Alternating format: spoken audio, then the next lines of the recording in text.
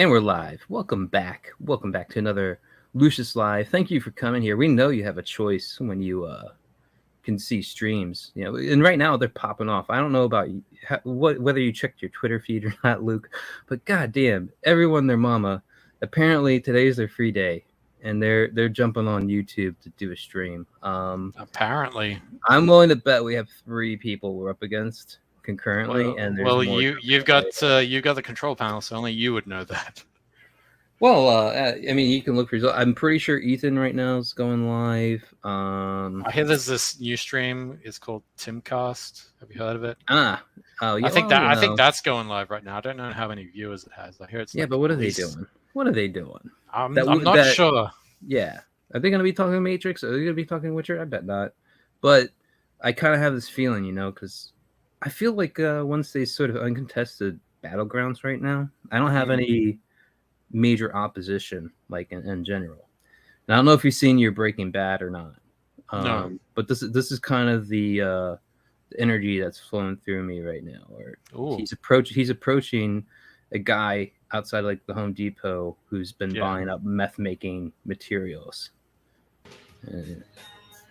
Stay out of my territory. All right, and it's like with the full feeling and threat. You're gonna get flagged for that. Maybe. I mean, that was just a little bit. It did have corporate music in the background. Yeah, music, dude. A little bit. Well, it didn't go that long. Didn't go on that long. Anyway. But maybe, my little 100-person subscriber base might report me. I don't know. Yeah. If only you had a 400 subscriber base. Like me in the big leagues, brother, then you'd really be hitting above your weight. I'm really hurting? No, I'm kidding around. Anyway, Lucius, so one day there's this movie that's just come out. Have you heard of it? It's called The Matrix Resurrections. Have you seen it yet? I have. I watched it earlier today. And what did you think of it? It was bad enough that at the hour and a half mark, I paused it because I had a dentist appointment to go to. Now, I'm not saying I would just skip a dentist appointment, but if it was a good enough movie and I had to watch it, I might be getting a call like, "Are you showing up? We're over here waiting for you," whatever. Yeah. But no, I just paused it. I went there. I didn't much prefer to go to the dentist right now. I didn't even have like like the pain of like, oh my God, I'm left in this spot in the movie. I need to know what's gonna happen. None of that. And I even made a quick trip over to find like Christmas gifts at a local store to in the same jump. I'm like, since I'm out here. And then I come back and then I finish it off. Maybe in the thin hopes that something better. Really good, something importance happens in this. This is the Force Awakens for the Matrix, essentially. It is a lot of retelling of the first movie. In fact, it uses just straight up clips of the first movie in it. Yeah. It uses clips from all the movies, but it relies just like all the other. Like when I thought about it, I'm like, the success or the shortcomings of the Matrix trilogy up to this point, or quadrilogy, has really all been fuel from the first one. Like it's like the first Matrix put it out past like the gravity of Earth, and it's just still coasting on that. And the second and third movie largely work off of that. This one completely, like, it is like vultures on the side of the road still feeding on the husk of like roadkill. Like it feels like that. Like I don't feel any sort of inspirational like acting job from Keanu. Like it's Keanu. I don't know. I feel like you can't get more emotion out of him. It just felt really dead. Well, I mean, Keanu's never really been that good of an actor. It's like not really, no. But it was. I think which movie was it? I think it was Speed that saved his career, wasn't it? I have really no idea. I did not follow. Well, he did. I think it was Bram Stoker's Dracula, and he was really bad in that. Yes, that is almost universally acknowledged. And then I think he did Devil's Advocate, and that didn't go over very well. And then I think he did Speed, and that was the one where everyone was just like, "Whoa, yeah!" And it kind of kicked him back up a bit. So in this one, like I said, they replay it. They sell it all on. He's back in the Matrix. He doesn't know it, and they're even using the basis of the first Matrix trilogy as a part of that world, where it was an online or some kind of like VR game people got into and blew their mind. Like he's this super successful video game designer, and the Matrix was his big hit, right? Is his video game series. Yeah. Now that's not necessarily bad, but where it like gets kind of cringy is that they're like shoehorning the fact this movie itself is being made. Like the whole like Hollywood has no good ideas or retreading old properties. Like they're looking at making another Matrix game, and Warner Brothers Studios gets mentioned by name in the Warner Brothers Studios film, like as a part. Like this is all part of the like I guess the quote unquote mindfuck of the whole Matrix, this new Matrix movie. Yeah. But it's just like it just seems lazy and cheap in my opinion. Like, is this like really on top of it too? Like the Matrix, it probably would have been better if it was like a made-up studio or something, like something where it just like it did not try to merge into our world. That's kind of, I mean, I understand that's sort of where. Yeah, that was sort of the. Yeah, the original was the point. It's like, but you're only getting to get that effect once. You can't keep going back to that. Yeah. And on this one, it's like they're trying to sell you on that whole thing. Like I said, it's like The Force Awakens. It's like you've seen this movie, you've watched it. They're literally going through it beat by beat. He's in the Matrix. Morpheus is literally coming again to get him out of it. Except he's in a new format, but it's Morpheus. They're gonna have a kung fu fight. Then he's gonna take the pill. Then they're gonna rescue. I'm telling you, dude, it's The Force Awakens for the Matrix. It's like we're replaying the same movie. We're gonna hit all kind of the same beats. And at the end of it too, you'll also be like, well, this is even less than that, because it doesn't. The first Matrix, the reason why, part of why it was so good is it's kind of flash in the pan, but you know, the whole bullet time thing, and they even like bring that up, like they talk about it as bullet time, like as the affected, like it's just kind of like you're destroying your world as you're trying to build on it. Yeah. So they're like, oh yeah, it's neat feature that allows me to do this bullet time with the new Agent Smith kind of character, even though Agent Smith is still a part of it. The new big bad like computer program portion of it, who is Neil Patrick Harris in this movie. He's called the Analyst. He's a therapist who's literally, I kind of give him points on that. Like it's a new approach where like the program is giving him mental therapy to keep him in the program. And I'm like, oh, that's actually, they could work on that more and lose this whole fucking retread of the first movie. So let me, because I haven't seen it, Lucius. Mm-hmm. So I like, let me take a stab at this, because I would have thought the movie would have gone something like this. Like, this is what I would have enjoyed seeing in the movie. Like, in a way, yes, like it's a retread of it, but it's like a different context. So like Neo's in the Matrix, but he doesn't know he's in the Matrix. And obviously, because this is a continuation from the third film, right? When you see him sacrifice himself and they take his body away. And so you would assume that somehow they've plugged him back in for whatever reason and done that reset that they talked about in, I think it was either the second film or third film, right? Mm-hmm. Where they, have the war and, then they, select, 12 men and 12 women, and they repopulate the humans, and then the whole cycle starts all over again. Mm-hmm. I would have thought it would have been that, like, as Neo starts to remember things or, break out of it, he starts to realize what happened and how they lost the war. And so he's trying to find Trinity, which they've managed to, even though I guess she kind of died in the third film, right? But she completely died in the last one. Listen, but they found a way to keep her alive or something. You know what I mean? They do, and I mean they even explain why Keanu's back, and all that. Like, it's serviceable, you know. What's the explanation? Yeah, they get rebuilt. The machines invest in resuscitating them and bringing them back because they view them as a source of energy, and that's why they keep them alive. Essentially, it's like a source of energy. Yeah, like because the whole human body battery cell thing. There's something where having him in it. That's from the film, but is something special about him, or they need him for his software? Yeah. Essentially, they're like, if you keep you far enough away from becoming Neo, this character, but keep you in the system, we generate so much more by having you here than not having you here.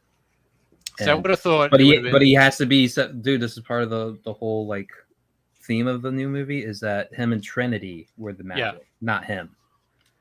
And so it's the fact that they're paired together. They're not. It makes sense. That kind of makes sense. Obviously, like they're in love with each other. It's not. Yeah, it's not something I'm like necessarily against. Like, okay, we could see that as like a hidden factor we never knew this whole time. You know, because that's just the way the movies are plotted, and the whole fact that she believed he was the one, even when he didn't.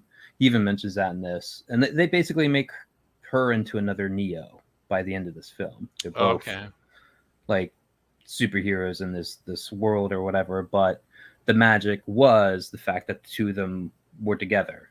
Without one or the other, they're just they can be a little bit more awesome. They could be like Morpheus level, but they're not going to be Neo level. So that's kind of how they do it. I guess what I thought it was going to be was like they plug them back in, and so they sort of use them as sort of like a new kind of agent. You know what I mean? Like as an upgrade. Because obviously the agents they only can evolve to a certain point, and so Neo gets plugged back in, and he's sort of like the new format for the agents or something. I don't know. You know what I mean? And I get what you're saying. In a way, he's a dark agent, but he doesn't know it, kind of thing. Well, not so much as in. I mean, he has agent abilities, but it's like they need. Because obviously the whole point of Neo being the one was he's the anomaly, right? The thing that they cannot reproduce. And so in taking him and plugging him back in, they're kind of learning from him, or the AI is learning from him. And so it creates better versions of agents to keep order within the Matrix so they can continue to survive, right? That was the impression I got from when the architect was giving him that huge speech, right? In the other film.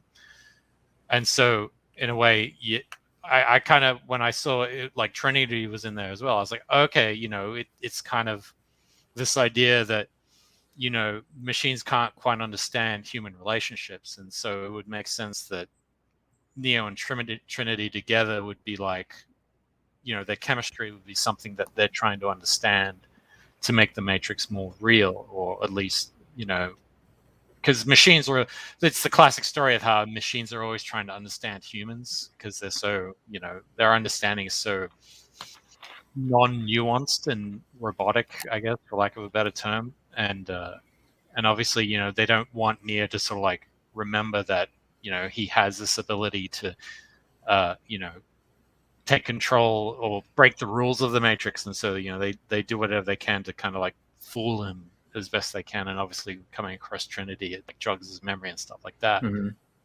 And then, you know, it would have been cool to have seen at least Hugo Weaving back in there again. He wasn't in the mix either. Like that would have been cool because it's like they could be back in there, but they don't recognize each other. Well, and you see, this is another part of like the film, I think, trying to be funny and like cute, quippy, like in a very breaking the fourth wall way. It's like when this video game company's talking about the awesomeness of the Matrix video game when it was released. Like apparently it's like kind of old hat, but you know, it's still remembered as this landmark, but it was also a franchise. And and they're like, oh, we'll recast characters.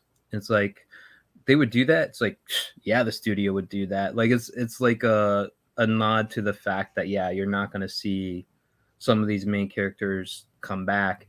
And And so like for the most part, like he has a little kung fu segment. I can't remember him ever wielding a gun in this. Like I don't remember Neo wielding a gun. Everyone else around him Well, he had a Gatling gun. got a gun. In this one? Oh, no. I mean, I don't know. I haven't seen it, so I guess no. Like this is like he just that was kind of like part of the first Matrix is that he evolved beyond that, and I get that. But in this one, he's like a depowered version of like he doesn't have full access to everything he could do. He's still like relearning the ropes and all this other stuff. But it was just kind of like, wait, he never picks up gun. Like his thing to do, and this is just throw his arms forward, right, like in front of him, like almost like a wide pushing motion, and that's his way of stopping bullets and also like throwing people back. Like he has like a telekinetic force. I've kind of noticed that he kind of does that a lot. It seems to be Keanu's way of acting now. But this is all they do for, like, I mean, this is the action they give him in the movie, and I'm just like, oh, this feels so uninspired. Like you're not doing anything. The only thing that was kind of cool in this, there's one part in his fighting, I believe it was Agents. It might have been Agent Smith at this point, where he like runs on the wall and like kick, like it's like 8 times the work to do a kick. He's like he runs 50, on the walls. Yeah, he runs on the walls to spin around and kick him, and then do it again. But like it looked like it was kind of like bringing out like that like old school crazy choreography. Like, what are you gonna do now to wow me, sort of thing. And ultimately, there's like a brick wall. I think that all hits. You know, I feel like they really did as much as they could in the first 2 Matrix films with that they could before it was kind of old. But you know, the first one, the whole wire team, the whole 360 shot, bullet time, like all that stuff was just like, it was probably out there, but it hadn't been put into one and like just like presented, curated in that fashion that made it the hit that it was. And in here, it's like you don't get the sense of anything new or like groundbreaking. And like I said, just because it's like falling into the Force Awakens syndrome, where it's like, yeah, we're basically going to take the plot from the first one, redo it over. We're even going to throw in the fact that it's all an effort to wake him up, is to show him all these old scenes of himself again. But it's kind of like it's meant to sort of also cover over the faults and the shortcomings of this film. I think, like, oh, remember when the Matrix came out and like how cool it was when Morpheus showed up? Like that's the feeling I got when they did that stuff. So I guess my take on it, they never really did that. What I just had previously just described. What's that? About how they kind of like using him sort of as like a template to upgrade or something like that. No, I don't think so. There might have been points I missed, but I really think the whole point was him and Trinity in the same space, but not together, not like as a couple. Brought about this like this frustration and energy from the two of them, like where they wanted something that they couldn't have, and the system kept throwing obstacles in the way, and just that was alone enough to power up all this stuff. I feel like that's how they said it, because like they're both also kept in like this huge like complex where they're like yards apart so they physically couldn't be too close to each other, but close enough. And then in the program, like they circle each other, but they're always just like on the periphery. There's no good time for him to like come up to her or him to come up to him. And anytime they do, like something comes up where it just like kind of throws them off balance. And it's nothing more than like a passing hello kind of thing. But it's the fact that he on some level recognizes her and she recognizes him, but not fully, that it all like energizes the program or whatever. Sounds lame. Yeah, that's the Matrix Resurrections. Well, should have been Matrix Leave It Dead. Should have been the Gatrix. Let it lie. I heard there's like trans robots in this thing. Trans robot. They apparently have robots that they can convert over. Like, so they set it up that yes, Neo's sacrifice came into play. Yeah. The humans got peace from the machines.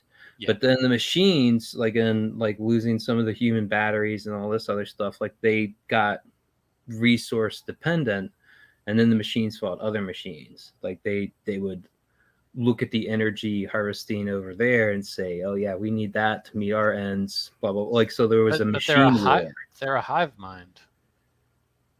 Well, it apparently it broke down. That's how they say basically the machines warred amongst themselves, and that reopened the war for humans. But there's like this intersection of machines that are cooperative towards the human ends because they know like things were better like once Neo died for them, except shit turned the other way, and then they're trying to work alongside and find a solution to the whole thing. Huh. Yeah. And somehow what do you mean they convert over? Like they become human or? So there are some that are just like I guess AIs inside the Matrix program. Yeah. That are able to be realized in real life, like the way like the machine lord thing was shown in the last Matrix film. Yeah. Where it's like a bunch of like bits swirling around and stuff. Yeah. Like those embody, like that's what Morpheus is when he comes into the real world. Like he's like basically a patchwork body of that. So what? He's one of those creatures, and there's another one too, and they kind of bridge the gap. So they talk about like in this one how they have made strawberries and like human foods based on reverse engineering the information from the Matrix into DNA. So it's like, yeah. And the only way they could do that is by having these AIs inhabit our world and like do that translation or whatever. I'm already lost. I'm glad I didn't see this film. Basically, it's like if it's sort of like the Man of Steel Kryptonian displays and stuff where it's like that magic material that or yeah, like I get that, but it's just the description of reverse engineering strawberries is just I'm just like okay, but why? And that's the other thing is like apparently I guess enough people thought this one was gonna suck because the cameos are few and far between, and you're like even I was like, who's this again? Like I'm like the film reminds you, but it's like we couldn't get this other person or this other like there's plenty of other like secondary roles that could have been reprised and been a little bit more memorable, but it's like it just sounds like a bad nostalgia fest. Yes, in a way, yeah. Yeah. It's pretty much that. Yeah. Oh well. Moving on. I don't care anymore. I'm glad I didn't. Did you have you seen any Spider-Man movie? I haven't seen. That's the only reason I haven't seen. Once again, it's nostalgia fest. I'm done with nostalgia. Like I don't really subscribe to it anymore. People are saying it's really good, and you know what? That's great. That's awesome. But I'm done with that shit, dude. I want something fresh. Something fresher. Fresh. Yeah. I want new ideas with new stories and new characters and new concepts. You know? Sorry, friend, we're all out of that. But what we do have. We have the next Marvel movie for you, friend. Like, oh god, it's just all so tiring. I'm just fed up with it. I really am. That's like perfect holiday spirit right there. Yeah. Just fed up with it. How are you done? Like, how much of a shopping list you got when it comes to like holidays, or do you just put it all together? Zero. Nice. Zero. Nice. I don't really. Yeah, I don't really celebrate Christmas. In a way, it's good because, like, when I used to have to feel obligated to do it, it'd just be such a. It'd be such a chore because I'm like trying to figure out what people want, you know what I mean? Because they won't tell me shit, and then people hold it against you that you're like not in Christmas cheer, and it's like, well, you know, this is kind of like societal hostage taking, you know, like I mean, I get it in the sense that, yeah, no, that is true. Right. But I also get in, like, you know, obviously you get together and you celebrate, but it's just like, once you reach a certain age and time compresses, like it's just the same endless loop. You know what I mean? And I guess I'm just over it. Maybe maybe it's depression. Maybe I'm just, I don't know. I don't know what's going on, but it just seems so empty and hollow. And you're like Bill Murray in Groundhog's Day. Are you close to just throwing the groundhog in the truck and going off into the quarry or whatever? No, I mean, if you're alluding to suicide, no. Just checking, just making sure. Right. Do I have to look for other? Well, it's just like it's the same thing every year. You know what I mean? It's just over and over and over again. Dude, this has been for me. I was hoping we might get into some fellow miserable shoppers, like kind of thing. I have 3 people left. I've hit more people than I've not. And I've even had Wait, what do you mean? Gotten more gifts for people, like in terms of Christmas shopping. I have 3 people left, right? Right. And 2 of them are my mom and dad, and they're like the hardest to get because it's like I've had a whole lifetime of just knocking down their gifts. Let me guess. Is your dad like, just get me some socks? He's not even really that helpful. He's more like, I don't care. Like it's sort of the level I'm reaching in my life where I'm like, I don't care. But it's like, I really like to show up empty-handed. I feel like such a shithead. But he's somebody like, I think before I was born, like he had most of everything he ever wanted. Like he's a very simple guy. He's not into like a lot of like stupid shit. He wants power tools and good for him. Building. He's living the good life. That's good for him. I see. And my mom used to complain about it, but when I was a kid, I was like, it's your problem, Mom. It's like I have to provide things too. And I had great ideas, man. Like at the launch, like where it's like, okay, I have to start getting dad gifts. He's been complaining about this shit for years, and then all right, that one. And then you do it, and he's like, yeah, whatever. Well, no, he likes it, but then it's like, shit. How much shit did he like? You only had like a half dozen like really good gift ideas, and when those are done, and all that's left is like, I don't like you. Like I look at this shit. Like if you go on Amazon, we can do that right now. We can look at like gifts for dad, gifts for whatever, and you're just like, there's no fucking way in hell my dad would be in on any of this stuff, man. Yeah, none of it. And he doesn't drink, so I can't get him. Like that's a go-to. If I know somebody's a drinker, it's like, okay, I'm gonna get you good liquor or good wine. Yeah, they appreciate like a good scotch or something, right? Yeah, you could be like, here's this exclusive scotch. It's aged and blah blah blah blah blah. Right, and I might even in the course of the same night convince them to open it, and we both have a shot where it's kind of like I'm getting benefits off my own gift to somebody else, kind of thing. Yeah, I mean, like I can get that. I can get behind that idea because it's like you're sharing something unique and amazing, and it's a special time, and that's all good. But he isn't a drinker. He isn't a smoker. It's like all these things are gone. It's like where I could expect a vice to like come up. I'm like, all right, I'm just feeding that. You get a really good hit of something for that vice. I think not an option.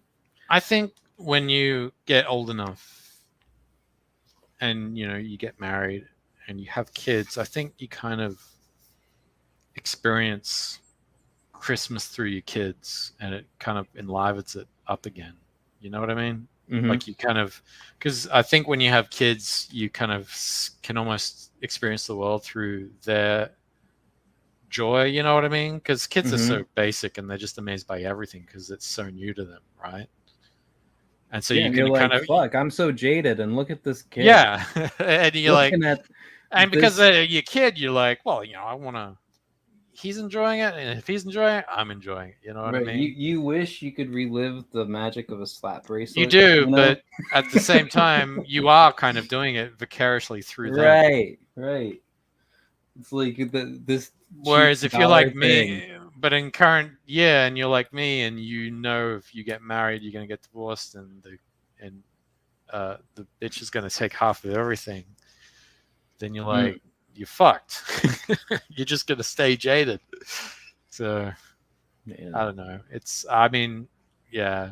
All I remember of Christmas is it's just a massive hassle, shopping for shit, and just I don't know. I guess I'm just over materialism as well. I guess once you get to a certain age, you just get over shit. Yeah, you see, you're just like reinforcing myself on this. Like we need to get. Usually, you're like you kind of seem contrarian. Like no matter what I throw up, you're like ready to. I'm being fucking honest. Yeah. Right. Here you give me nothing to work on. We got no one in the chat. There's no one watching. Yeah. Cheers is what I want to do. Cheers, brother. Now I get everyone else on board. I'm not depressed, but it's like I would rather go out to a park and enjoy the sun, or go to a restaurant and enjoy a nice meal, and just go out and enjoy nature and stuff like that. That's what I want to do. I got you. I guess because I've been through so much, I'm just trying to live the simple life now. You're like the assassin trying to turn straight or something right now. Like you're just. Well, I mean, I would to have had to have been good at something to have been an assassin. But sure, why not? We'll go with that analogy. Anyway. Yeah. So I'm taking a quick look on my YouTube homepage to see who is out there, who's read and who's not.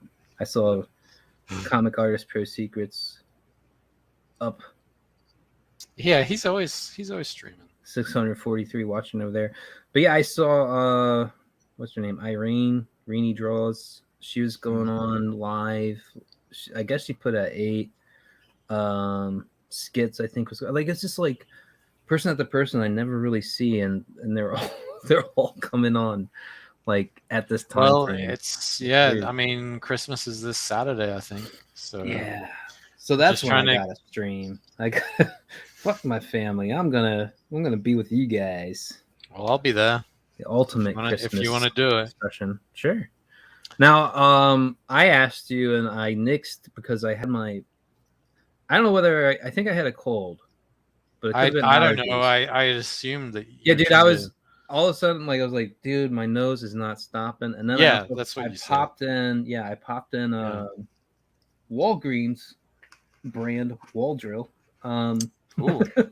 Basically Benadryl, and that shit has a habit of knocking my ass out, man. I don't know about you, but allergy pills, like if I have trouble sleeping, man, they're my go-to. Like pop that in an hour before and it'll knock my ass out. So I wasn't sure. Like I didn't want to start stream up and then like nod off and you're like, you still there? And and at the same time too, I was still like a snot mess, man. Like it was bad. I kept sneezing that whole night. But I gave you notice. I'm like, dude, I'm watching Witcher. Witcher. Did you get a chance to sink your teeth into the Netflix Witcher or not? I watched a little bit of the first season, and then I'm trying to remember. What do you remember seeing? I know I watched the first. I remember, the first few episodes where he has that sword fight with that bandit princess, right? Mm-hmm. That was first episode. He just meets her and then he kills her, and then for some reason he keeps remembering her. I'm like, okay. Mm-hmm. Well, they were playing up themes, like in that one. They were playing up the themes of the books. I'm not even sure because I'm not necessarily Witcher expert. Well, and I know a little bit of it because I played some of the games. Yeah, and I know some of the story of Geralt's story where, he falls in love. I can't believe I'm blanking on her name on the black and white dress. Yennefer of Vengerberg. Yeah, sorry. And how he originally was in love with her, and then he loses his memory, and Triss Merigold is the one who finds him and nurses him back to health, and he falls in love with her then, and then forms this bizarre love triangle. Now was that from the video game or was that from books? I think that was from the books. And so, but in the video game, like Yennefer and Triss are like gorgeously beautiful women, right? Mm-hmm. And Yennefer in the Netflix thing, I mean, she's not bad. I'm not saying she's not beautiful, but Well, it was a pretty high bar. Like, it was all like right if they came up short. The thing that really turned me off was when Triss. When Triss showed up, because he's out. I think he wakes up outside this castle, and Triss just pops up out of nowhere wearing this stupid gown, and it's just this ugly ass looking bitch with red hair. Damn, that's just going, I'm Triss Marigold. I'm like, that's not fucking Triss Marigold. How the fuck is he supposed to fall in love with this bitch? And then there was the bit I remember where he meets Ciri's parents, and her dad is like cursed, and there's that whole bit, and then he like cures the curse. And then they say, how can we pay you? And he goes, I don't need any payment. Yeah. And then he goes, surprise. And then she like throws up. He's like, shit, because it's like morning sickness.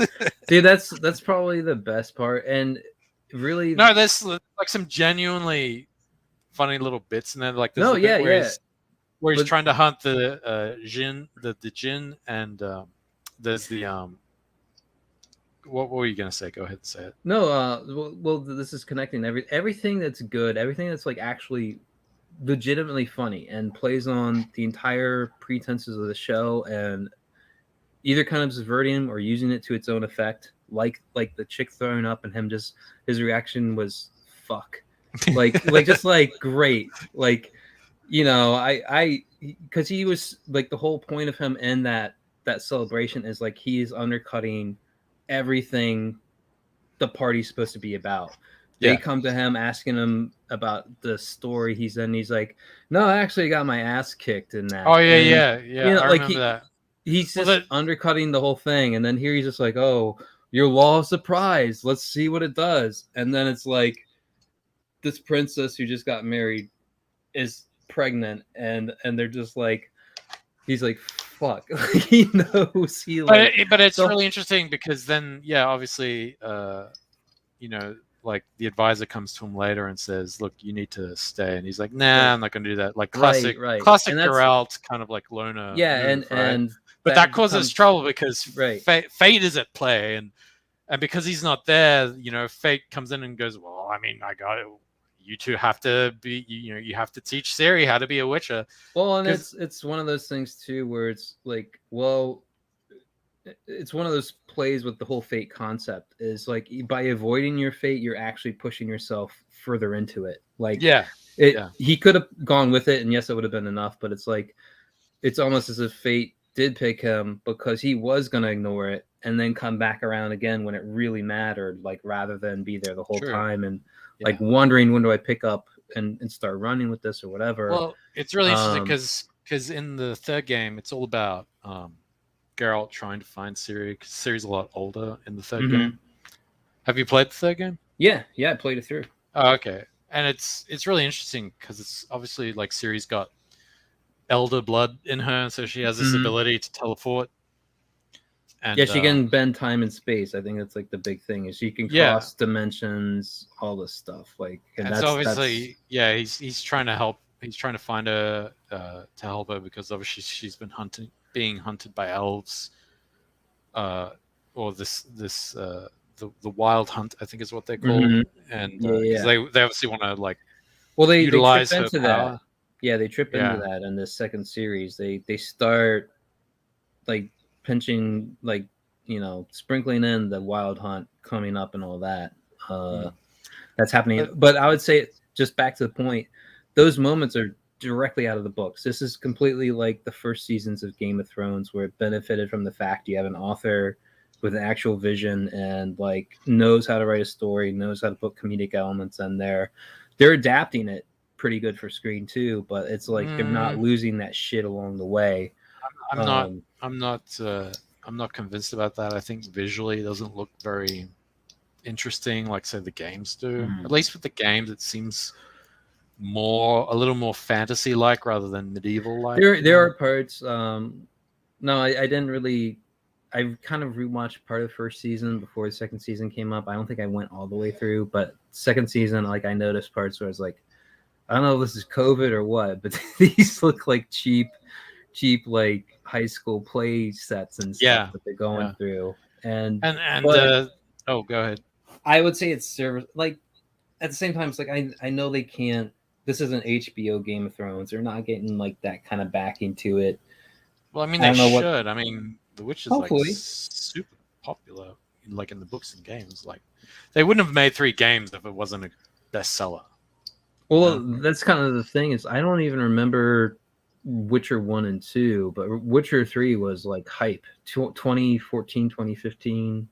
Yeah. Like it was like. Well, the graphics were amazing for the time. Just the expansiveness of that game. Like I played through it. I couldn't finish it. It was too big. It was 300 plus hours easily for me, and I even got the DLC. And the DLC was nothing to like, look down your nose at. Like it was actually good DLC. Well, the other thing was like when you were fighting monsters and that, it really felt like you were fighting some fucking monsters. Oh god, dude! So one of the early abilities.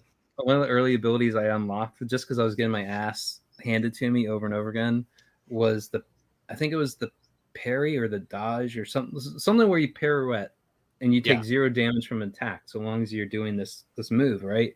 Yeah. And I happened to, because the game is sort of Zelda-esque, you can just fall into the fight of your life without even knowing it. You're just like, oh, what's back here? And you're exploring around. Well, I reached like a part where it had like major, like one of the high-end Witcher armors around the Kaer Morhen Witcher castle. I was like, oh, let's go up in the mountains and see what's over here. Oh. I just happened to find this cave. I go back in this cave and there's like this, I think it was a golem elemental character and it was like lava based and I had nothing to fight it with.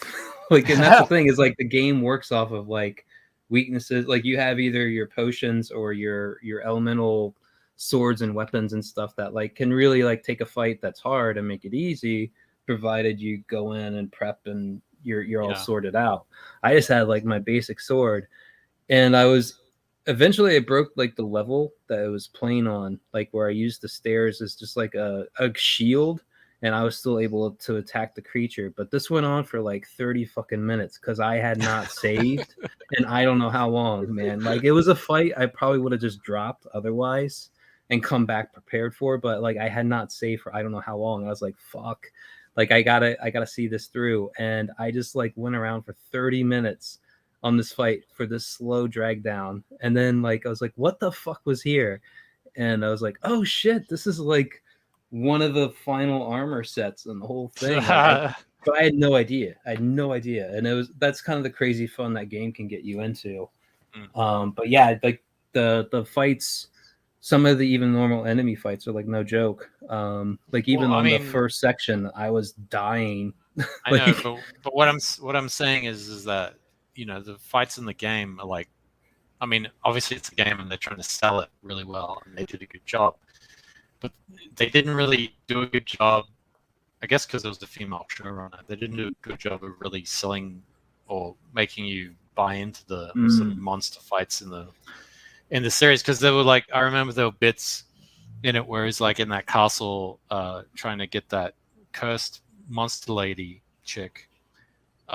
And like the music would start up and you think, oh shit's about to go down. And you expect like, the bass to drop or something, you know what I mean? Like, but it doesn't. It just kind of like builds up and then it just kind of just goes, and you're like, oh, it like, you know what I mean? Like, there's no payoff. It's just kind of like a bit blah, a bit bland. I will. Maybe I read more into it. I have to go back and rewatch it. The one story I heard them as like audiobooks. Was the Striga one, which might be the one you're talking about, where it was like the Foltest was the king and he was in love with his wife who was his sister or whatever, or the queen was his sister, and they had a child and it was cursed by this other guy, and they've abandoned this old castle where it lives and it hunts some of the people that live in the area, and it's called a Striga, and that was like in the books, and they don't necessarily cut it short. I mean, they don't do it real justice in the the adaptation one, but like this is like one of those ones where it's like it's literally a fight for Geralt's life the whole way through. Like he takes the potion that makes him super Witcher or whatever, and even that's like him just barely holding his own against this creature, and like they kind of I didn't really get the sense of that in the first season. They gave him like he got a mortal blow at the end, and I don't think they ever made it seem like he just owned in the fight. Like it was a back and forth, but I don't remember if Triss was in the books. She was. Not. I think that was the episode she was in.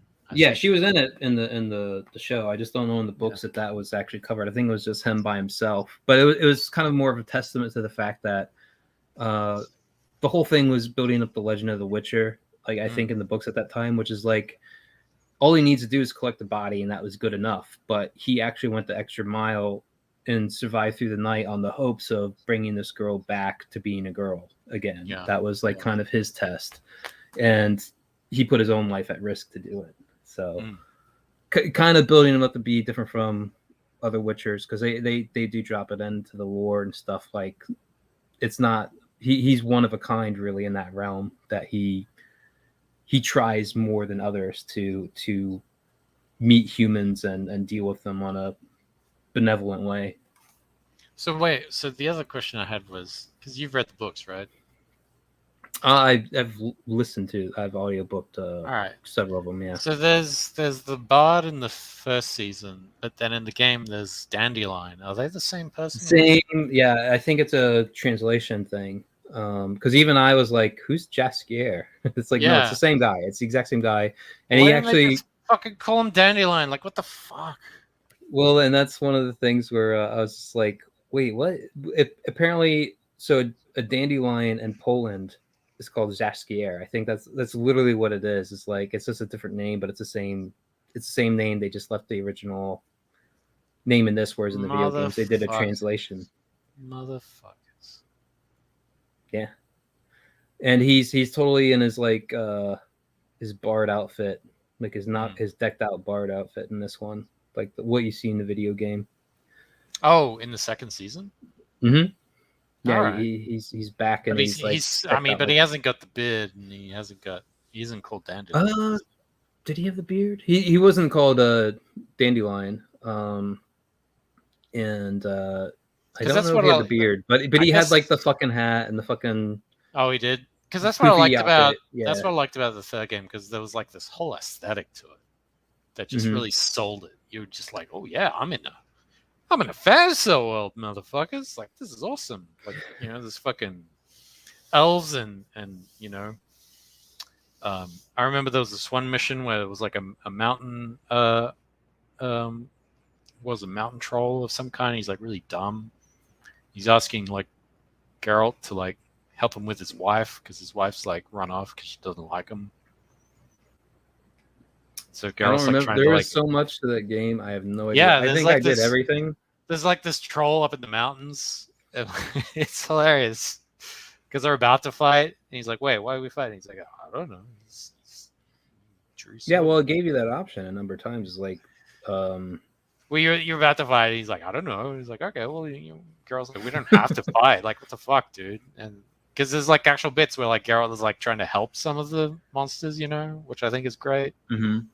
He like talks with them, and you find out a little bit more about the world. It's kind of funny. Like I'm reminded of just how vast YouTube is, and like I started like looking up Witcher stuff, and then it was like Witcher 3 games. I'm like, oh, look, they're kind of clickbait titles. It's like, oh, shit you shouldn't have seen, or look how detailed this thing is, and it's like the conversation maps you get from the certain choices you get, and like what events you did or didn't do, and what you say in the game, like what the dialogue is between the characters and stuff. Because it's like you said, like you're chasing Ciri down, and there's a way that they obviously structured the game for you to follow, like a path for you to follow, where they kind of just set it up in front of you, like, okay, now go here, and it would give you a setup. But they made entire conversational options where you did either only some of those things or none of those things. Okay. And like what the characters say back to you too, like all in this hunt for Syrians. But there's like this whole like deep dive where people spent I don't know how many hours, thousands of hours replaying and trying to chase down like the most obscure stuff you can find in the game. Like, what if I don't do this and then I go talk to so and so and all that, like, or what if I do it before I ever even meet them, and what happens then? I think what's going on is that Netflix doesn't have big enough budgets to make shit anymore.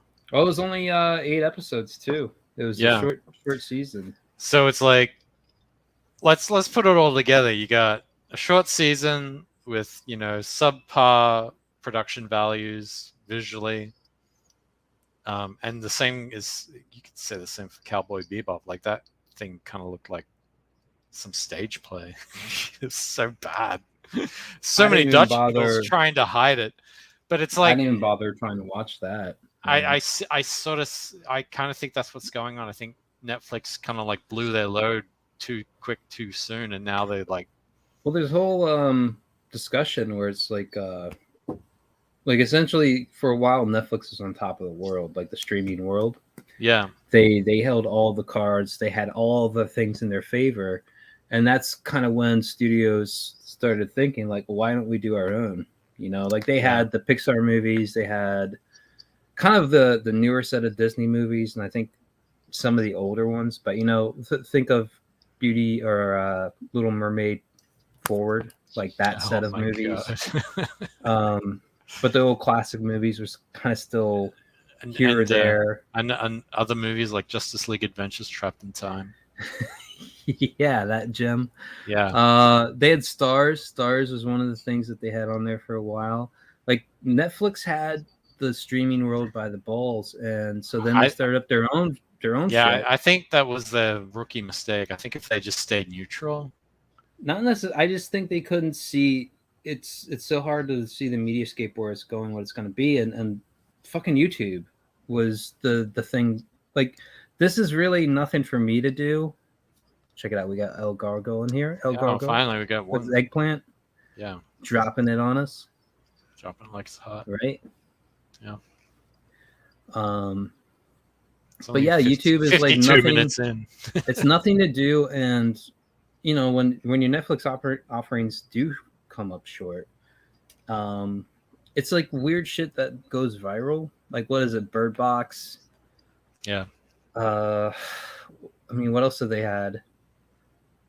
Squid Games, kind of, but that was more like, I think they just only got the license for it. It's not like something they actually produced themselves.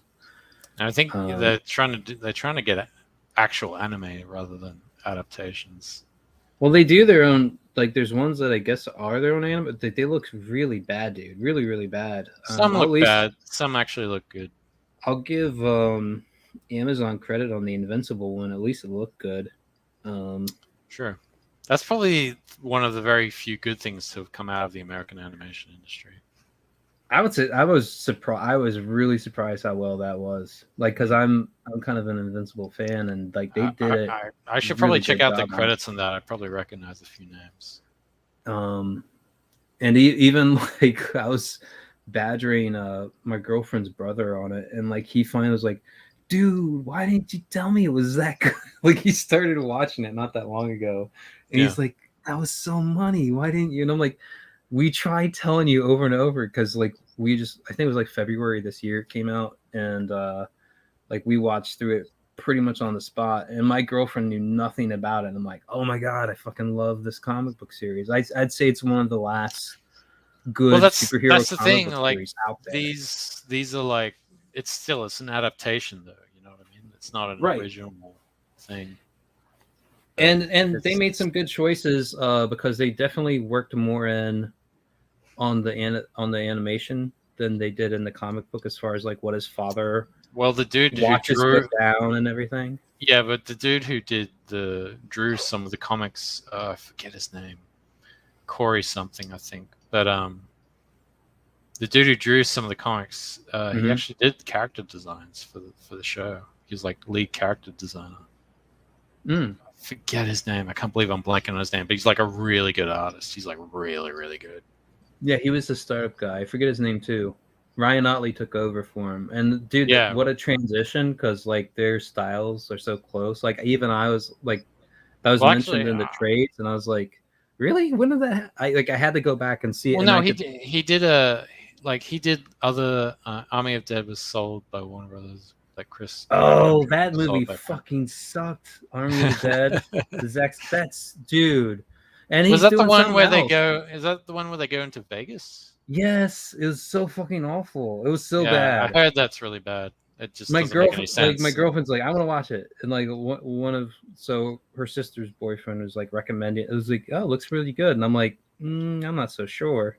Then we watched it, and I'm like, when does this get good? When does this like? Well, the cinematography is like terrible. I hear. I mean, it was just all around bad. Like the best part about it is the slow motion montage at the beginning where it's just like the fall of Los. Like just cut it off there and know that the rest of it is not worth watching. Like it's like you will hate this person who ends up being the only one who survives this whole thing. Oh. Like, and then it sets up this like sequel to happen later, and you're just like, how fucking stupid can a show get? Like, I don't know, it was just like so bad. It was so bad, and there were so many questions, and nothing answered the questions you had. Nothing was satisfactory.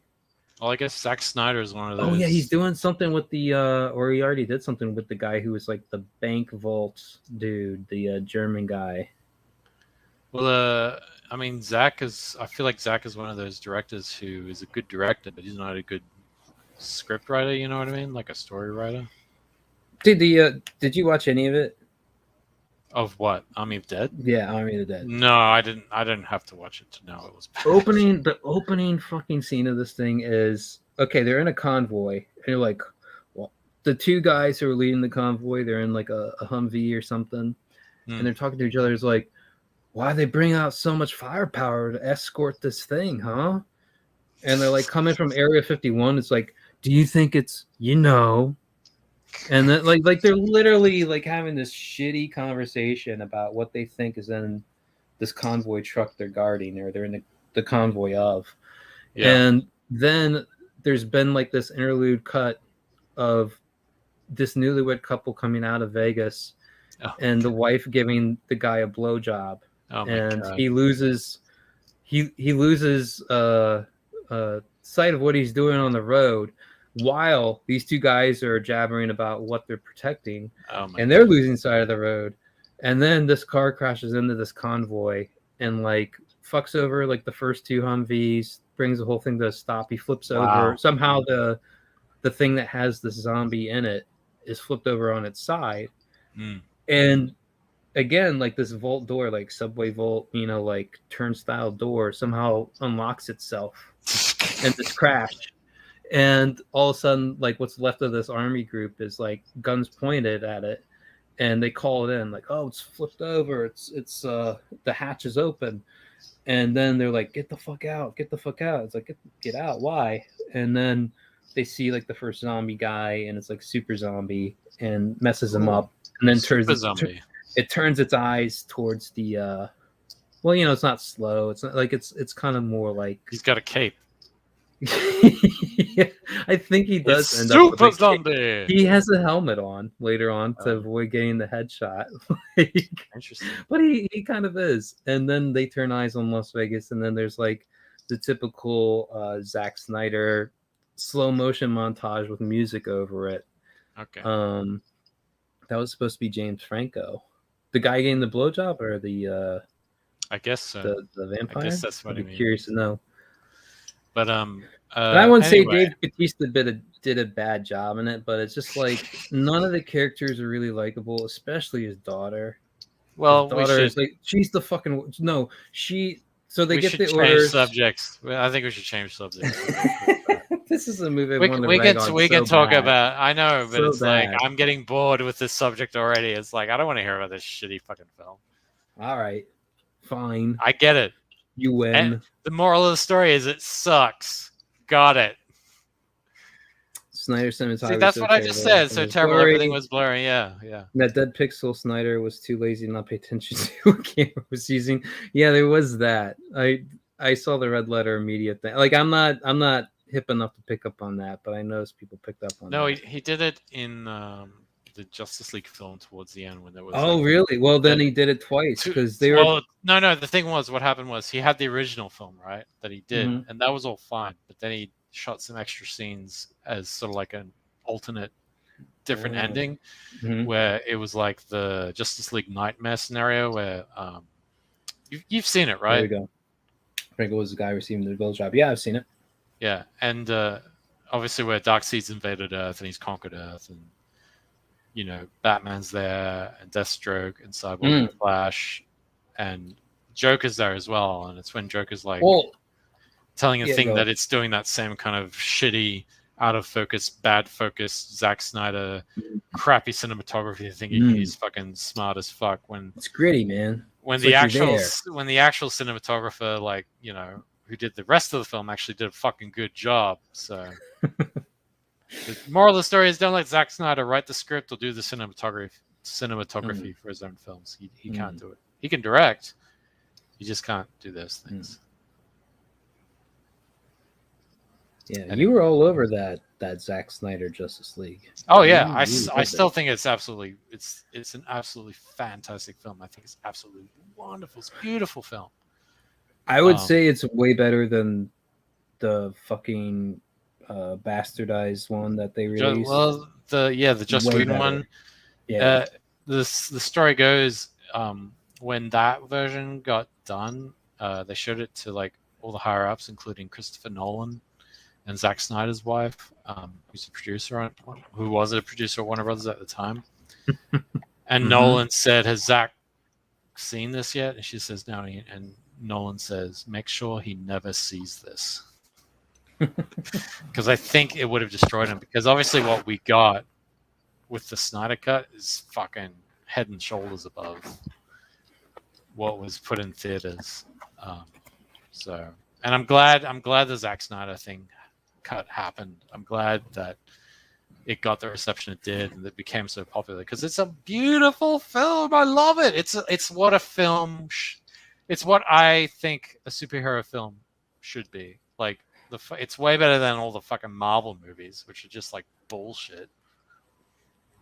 It's cut like, at least fills all the questions of the Snyderverse. It does. Yeah. Now, the one thing, like executive note, Lucius was hand down, is like whatever that Amazon music was, we have to find like the whole. No, there was this like with the guitar. Closest thing I could say is like Enya. No, it was like Wailing Woman, like that kind of thing, right? Over and over, and it drove me nuts. Like, because it was actually an interesting part of the film. It's setting all the groundwork for it, and I was just like, "Which part? This is so painful." Like when they're going through the Amazons, and like really they're just figuring shit out. They're like, "What the fuck? Why is this thing waked up? What's going on?" Oh, you're looking at the beginning when Steppenwolf shows up? Yeah. But I mean, it's like kind of every shot they have, like from her firing the arrow, lighting up the temple and all that shit. Yeah, that's two different sequences, dude. It is, but it's the same fucking music. Listen back to it again. I think I'm wrong. I would agree with you with the bit where they have the fire arrow ceremony. I agree with that. It's way fucking better. But the bit at the beginning with Steppenwolf, like, dude, Steppenwolf, so much fucking better. Much fucking better. And this fucking armor, he's fucking everybody up, dude. Yeah, his armor looks badass. You're just like, damn, that's a threat. That's a real threat. Yeah, and they way better than the Play-Doh guy we got. What was that design? That was stupid as fuck. That's so terrible. I can't believe they did that to him. Yeah, I always thought though, from the Batman versus Superman movie that came out where they had the flashes of that Darkseid world, like I was like, oh, they're building up to Injustice. They're just gonna do it because they had the evil Superman and all that, and it seems to be like this. I think it's DC's way of looking at like the most successful version of their universe, where it's like there's a dark Superman and he's part of like the evil team and fights against the forces of the rest of the DC universe, and usually Batman's kind of the counterpoint. But I was like, oh man, like I really don't want it to come to that, but that's what I see is like the going down the Injustice route. That's what I thought that post scene. Well, that I mean was all at about the end, setting up and everything. Yeah, and the end of the movie, I mean that's obviously what they're alluding to, because obviously right. Joker's there and he's saying, you know, haha, you should have stopped me killing Lois, motherfucker. Batman. Yeah, and that's that. Yeah, that and the whole thing. And they're like when, trying to figure out how to go back in time and reset the fucking timeline. Right, and Flash, like when he showed up, it's all Lois. And I'm like, oh god, no, don't. No, I mean, I think it's cool. I think it's interesting. I would actually like to see that film. I think if they do it right, it'd be really cool. They definitely gave some really fun and interesting hints towards it in the Snyder Cut. But oh well. Who knows? Maybe it'll still happen. And going back to The Witcher real quick, this is a huge aside and everything, but season 2, yes, they cut down on the titty factor, man. Like that was why. I always look at that as like a sign of a show. You know, like you were openly you were way out with tits in season 1. Like it. See, I don't remember the tits in season 1. So there was Yennefer's transformation process. You know, where she had like the I guess the magic plastic surgery line painted on her. She was so disfigured. Yeah, but they keep the shot on her while she transforms and I'm pretty sure she had like a bathtub scene with Geralt later on, like when he and she has like the whole like the town under a spell, like in I do remember the orgy scene. Yeah, when he's like showing up with apple juice. Yeah, there's all sorts of scenes where like they find a way to get a little bit of titty, like here and there, but then sometimes you're like, oh nice, like this is a good like 5 minutes of of breast. Yeah. nice breast. And on this one, like Yennefer's never topless, and they have like a topless monster, and there's whores they bring back to Kaer Morhen. Now I remember what point I got up to when I turned it off. It was the bit in season 1 where he runs into Yennefer again, and there's all those other bands. They're going up into the mountains to hunt a dragon egg. Yeah. It was around midway through that episode. I was like, you know what? I'm done with this. That was actually a fairly good one. I feel like that's one I missed. Like I think those are all books they just made into it, and they still tied in like the series storyline to those. Like they weren't necessarily part of it, but they wove them in between. And they also did it out of order, so if you had no fucking clue what you were watching, it was easy to get lost. Yeah. But I dig what they did with it. Season 2 did feel like they cut back a bit. I don't know whether it was COVID bullshit. Well, the thing is, I can't really see that actor as Geralt. Henry Cavill. Yeah, I mean, the only way I could see it is if he has some kind of beard on. You know what I mean? Then I could maybe see it. But clean shaven Cavill doesn't really do it for me as Geralt. He needs some like gristle. I think he has like 5 o'clock shadow, like permanent 5 o'clock shadow is how they have him as most of the time. Yeah. Oh, you mean which one? Henry Cavill. No, he always looks clean shaven. From what I've seen. I honestly didn't pay that. It wasn't like a thing for me. I know he's never really like bearded. And that might be part of his mutation. I can't remember. No. In the game, he's got a beard. Okay. And he gave you options. He looks super cool. Yeah.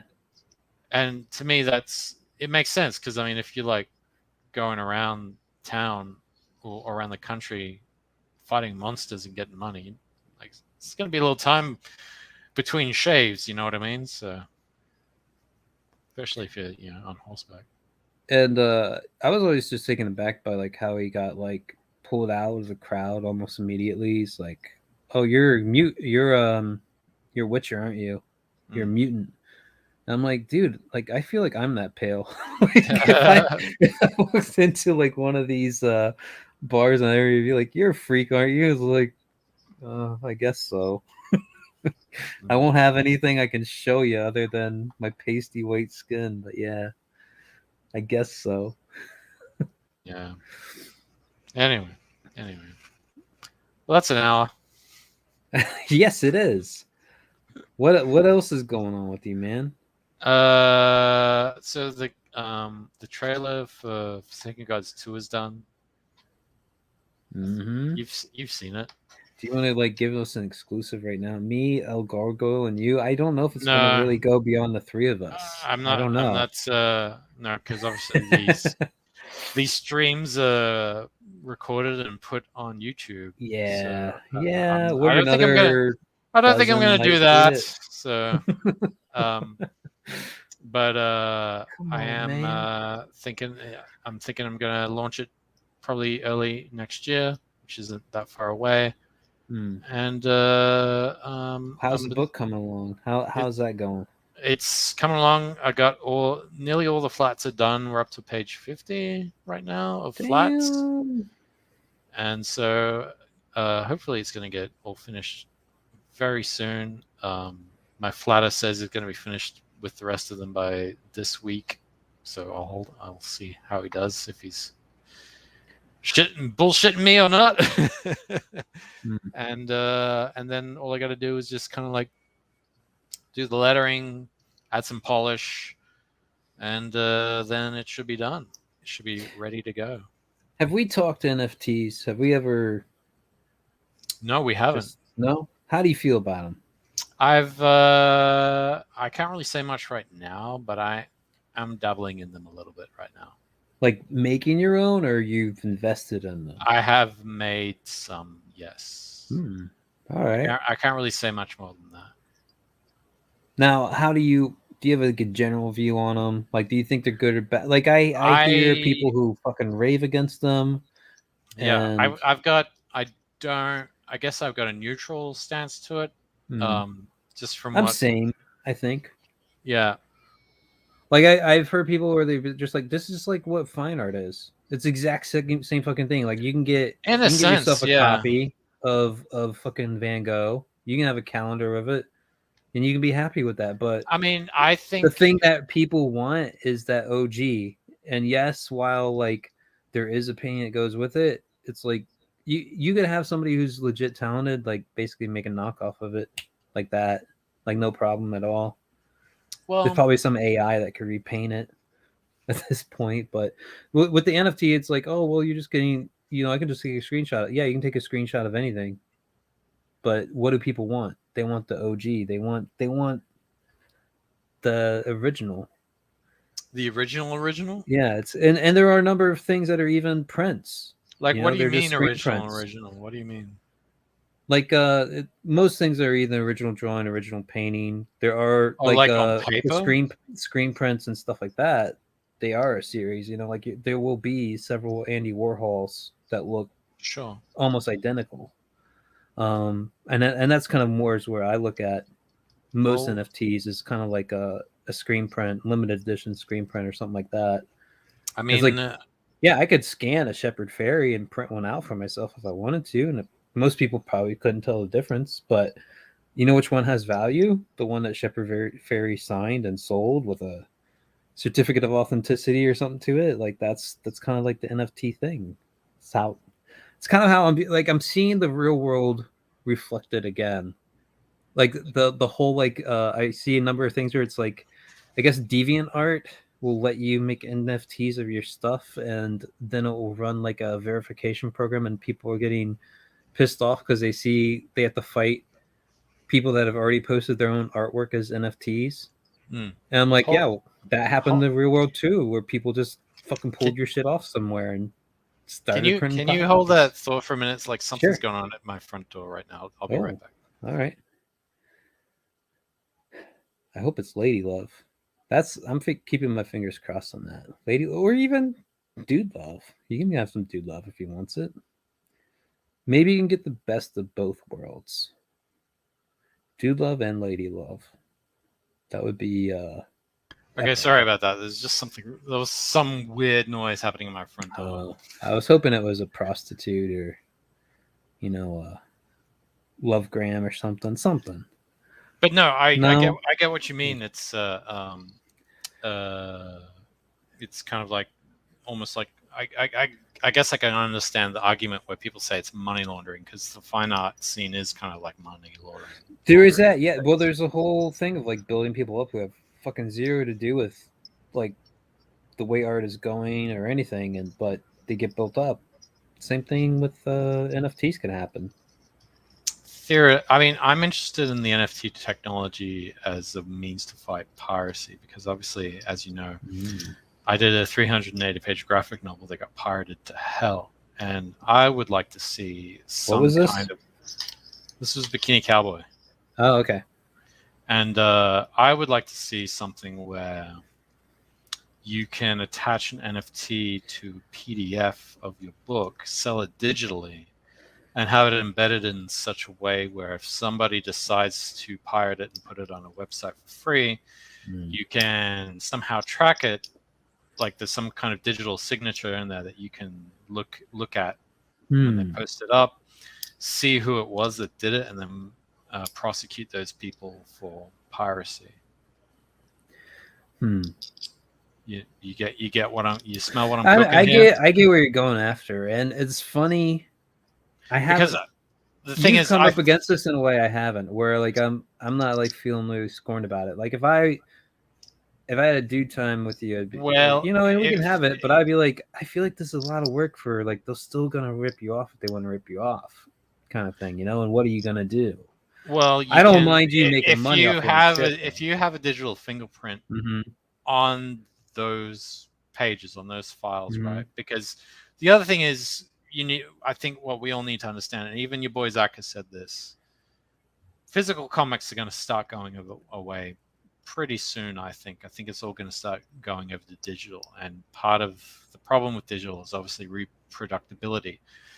And the thing that, as I've said, that I find really interesting about NFTs is that, in a way, it's almost like it's a digital proof of purchase. Like the whole point of an NFT is to prove that you own this thing. This is yours, right? There's no other one like it for you. And I kind of see that application as being something that you can apply to a digital comic. And I've always been a huge proponent of digital comics. I really like them. I think they're great. Obviously, I posted Bikini Cowboy on Comixology. I think it's probably the way of the future, just because it's like, the only production costs are the actual drawing of the comic. You don't have to worry about printing costs because obviously you can reproduce it. And, distribution costs are like next to nothing. The only issue is piracy. Even the manga industry is like, they say their biggest issue is people just pirating their mangas to hell. You know what I mean? And they lose a lot of revenue as a result. I kind of wonder though, like how much that really impacts most things. Like I feel like it does. It impacts most things more than I'm sure it is. At the same time, it's kind of like it's the sword that cuts both ways here. So I'm not. So the one side of no, wait, hold on. The one side of the blade is that go. your shit can get out there fast to everybody. This is an old argument. No. But that is something like if you say have that's an old argument. No, hold on, dude. Hold on. All right, go ahead. If you have a lightning in the bottle thing, and I think there's also a sliding spectrum on the time here. So if you have a lightning in the bottle idea or just something that for whatever reason just takes off, like let's say One Punch Man, I don't know. There's probably more to that guy than I know about, but I know like it was like a stupidly drawn thing, but people actually liked for what it was. Now he hires a real fucking artist to hit it. Now it's this huge like anime like franchise. Like it's selling toys, it's selling statues, it's selling posters. It's like it's its own thing, and it's like. If he had to go through the route of going up through company and all that, like he might have never gone anywhere. Well, that's look. I get that.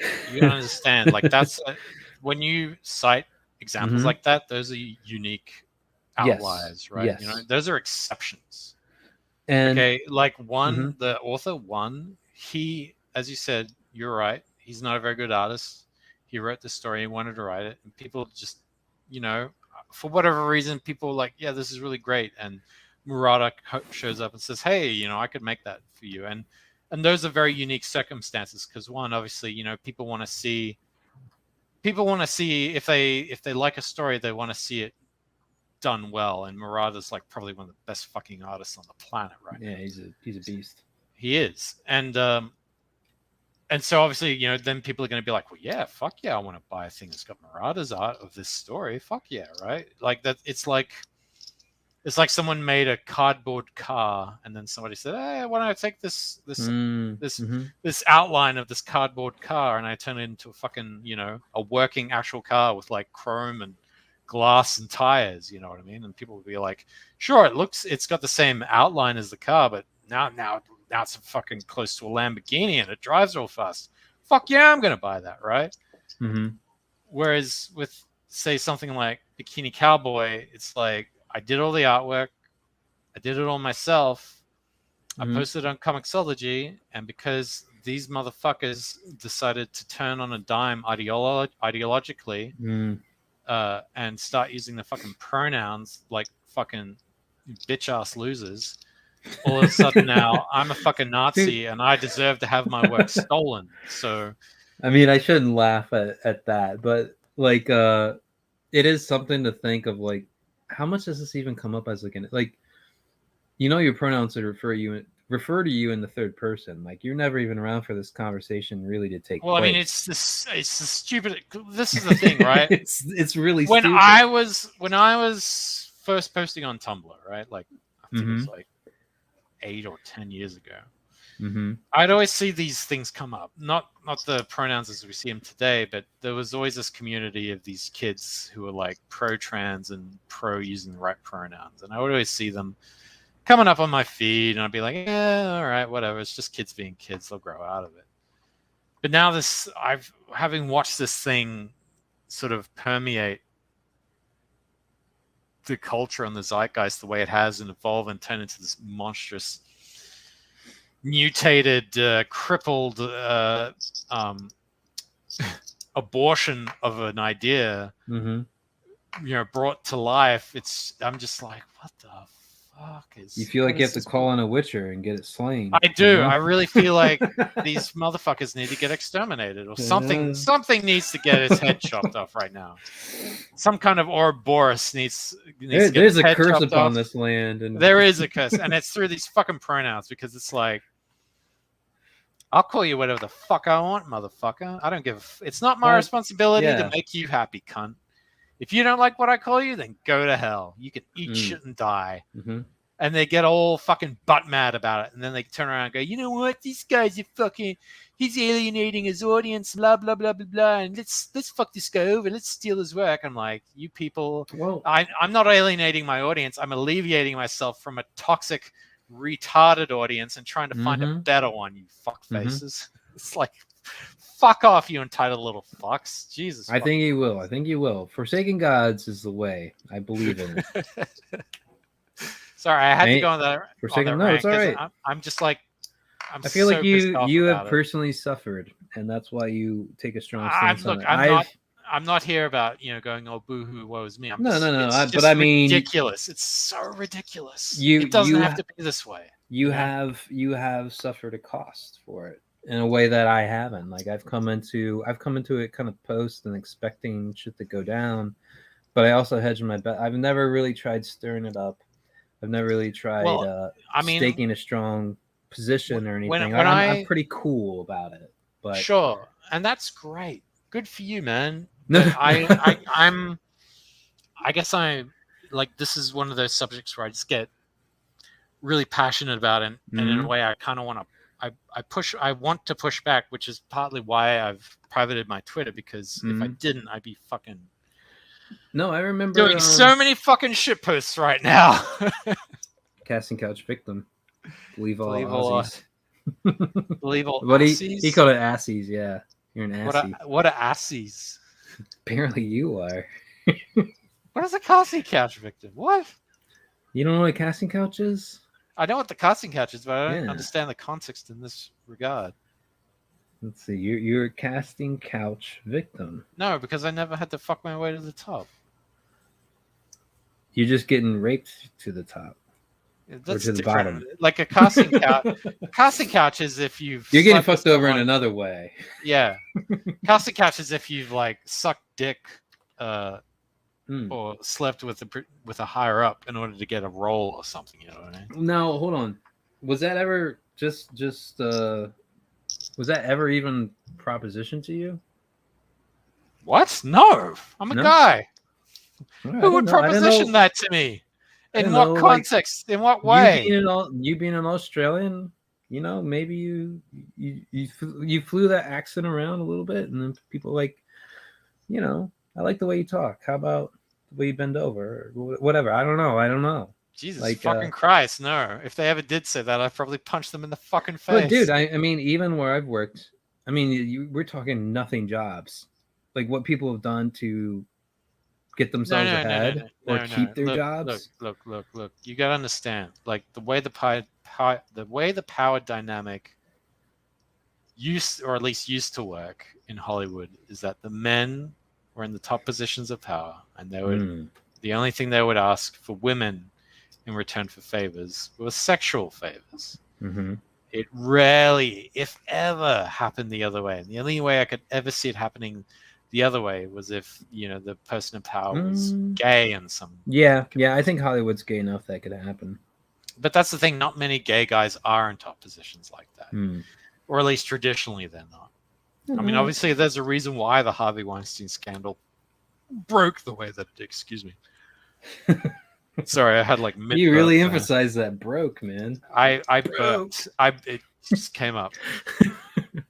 I just remembered that. I mean, there are female executives, but this is the thing: you don't see female executives asking for sex for favors because they're all feminist bitches. Yeah, they're looking to move up. They're looking to exchange sexual favors to get higher in the company. That's probably how they view it. Not, does the intern? Well, I mean, not anymore. They got tired of sucking dick, and so they decided, you know what, we're going to guilt trip all the men in the industry to giving us top positions now. You know, and they've evolved. They've gone from being whores into annoying, nagging housewives who are always guilt tripping their work husbands into giving them more and more opportunities and positions and promotions. I hear you. The great wifening, as I like to call it. But, you know, at some point this is all gonna, like, the tide is gonna meet like the rocks, the cliff, you know, like it's gonna crash up against it. Hasn't crested yet, but it will. And then it will just fall back down again. Like, there's no fucking way this all continues on as is, dude. Like, I mean, look, but this is Hollywood we're talking about here, dude. They've got so much money. Like, they can have these luxury beliefs and continue. They do, but look how they're going to be able to do this for another 10 fucking years. Look how they bled out. Now, I'm not happy about the way people have been leaping all over the dick of Spider-Man, the new Spider-Man movie. Like, I'm like, this is the places you guys were deriding for the past year. And now it's like, yay, we get a good Marvel movie. We get a good Spider-Man movie. And it's like, yeah, but I mean, is it really that great? B, have they really turned a corner on these other things that you guys have been running for like the past however long? It's like, no, they haven't. Like, why do we care? I feel like I'm honestly like feeling like the comics thing is up for grabs. I can't believe Marvel and DC are just imploding as they are, and they like, no matter how much reality turns and like hits them in the face, they keep going on. Like, yeah, that's Hollywood, dude. Doubling down, tripling down. Well, that too. Like, how much money they thrown into these quote unquote blockbusters they're trying to make, and they can't do it again. And it's like, you should just stop. Well, that's the thing. Yeah, but you got to understand, like, Endgame should have been Endgame. Find something else. But take the revenues and comics is the precursor to that. It's the canary in the coal mine. Everything you've seen going on in comics and is still going into mainstream comics like Marvel and DC is everything that is going to end up happening. It's just insane in the higher up, because you got to understand, like there's a hierarchy here, all right, and comics is at the bottom of it. And usually it's at the bottom is where everything starts. All right, comics are so far down that totem pole that nobody gives a fuck, but that's why comics is kind of like a predictor of what's going to go down. I guess so, man. Because if you think about it, when you imitate something, you also imitate a lot of its traits. And so, now that they're trying to do all these Kate Bishop's characters and Mary and Miss Marvel, is it Miss Marvel? Miss Marvel is the Captain Marvel, sorry. Miss Marvel is the giant hands one. Because they started out doing the characters everyone knows and loves, like Captain America and stuff like that, and everybody loved that. And they're like, okay, well, what else is there? And they're like looking at current Marvel DC comics, which are just all these absolutely horrible versions of the characters people prefer, because once, as we all know, evil cannot create; it can only corrupt. And because it left more questions like, with the Daredevil scene, what was going on? I feel like this is from the new Spider-Man. We have not actually seen the movie. El Gorgo. We haven't. I have no intention of seeing the movie. A little bit from it that's leaked, but I have not seen anything with the Daredevil. And Daredevil was actually one of the good Netflix series that they had, but they couldn't keep it. That was prime time Netflix time. They backed it. I think it was another studio doing it, but they backed it. They would have rights to it. And then it just like went into thin air when they tried doing the whole Defender. So it was Luke Cage, Iron Fist. That kind of fell apart. But the Daredevil series itself was really, I fucking dig that first season so much. And even the second season where Punisher came in, I love that little arc that they had there. But anyway, you're seeing them imitate sort of like the losing formula from, say, Marvel Comics now, and it's showing, and it's that the traits of that formula are now being transferred over to the movie theaters and stuff like that, and it's been proven, like it's already proven that these comics don't sell, and yet they're adapting it, and now the movies aren't doing well. So. Right. That's the craziest thing. It's like, I know, right? But you would say that's the one winning thing you could have from like making a comic book into a movie. Is like, you could gauge the interest. Over 100. Yeah, we have over 100 years of all these stories, and we know which ones are the hottest ones amongst them, and we can even take it from there and distill it down further, that we get a solid 2-hour film, or even we do a trilogy. Because that's 6 hours. That's the thing. That's even lazy storytelling. That's lazy, but they can't even do that right, man. Yeah, they can't even do that right. Like it's so easy. You've got this dearth of fucking of material to work with, and you choose the stuff that doesn't sell. It's like, dude, I want to make sure she has a vagina between her legs and she has color on her skin. The rest doesn't matter, all right? They'll show up. You know what? Another series that I saw that I just couldn't get through just recently? Wheel of Time. No, Foundation. Foundation. I don't even know what that is. Wheel of Time was one I tried giving a chance, and I made it. I think I made it to episode 4. Well, let me tell you about Foundation. That was bad. Go on. Let me tell you about Foundation. I couldn't even tell you what that was about. Go on. So, Isaac Asimov, right? Mm-hmm. He wrote these series of books called the Foundation series. It was these science fiction stories set in the far future where humans are a spacefaring species and they've colonized multiple planets. All right. And so there's this huge empire called the Cleon Empire. And the Cleon Empire is run by this particular emperor called Emperor Cleon. But the thing is, he's ruled over it for thousands and thousands of years because he continuously clones himself. and so he's always got 3 clones of himself always in play, and they're always called Brother Dawn, Brother Day, and Brother Dusk, right? Because even though he can clone himself, the clones, they still age like normal humans, right? Okay. And so when Brother Dusk dies, then the next clone, Brother Day, becomes Brother Dusk, and Brother Dawn becomes Brother Day, and they bring in a new baby clone that becomes the new Brother Dawn. And so anyway, he's created this massive empire, spans the galaxy, and he's created all these wonders like this thing called the Star Bridge, which is this a gravity elevator where you don't even need rocket ships. You can just dock in this space station that has this long tether that goes down to the planet's surface, and you can go up and down it on these little elevators. And it's the greatest marvel of the Empire, and it makes the planet like the center of space commerce and stuff like that. And it's fantastic. And so anyway, this amazing empire. And nothing can topple it because Emperor Cleon is supposedly like he's conquered death, blah blah blah blah. So anyway, along comes I forget his name. There's this professor who's come up with this scientific mathematical method to predict the future, and it's called psychohistory. And the way it works is that it maps everything that's happened in the past and uses it to formulate predictive models of what's going to happen in the future.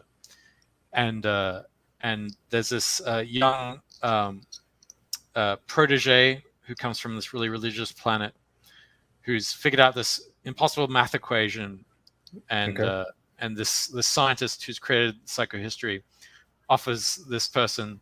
In the books it's a young man, but in the series it's this young woman of color. Who has this genius mind, who can understand mathematics like nobody can believe. And already my eyes are rolling into the back of my head.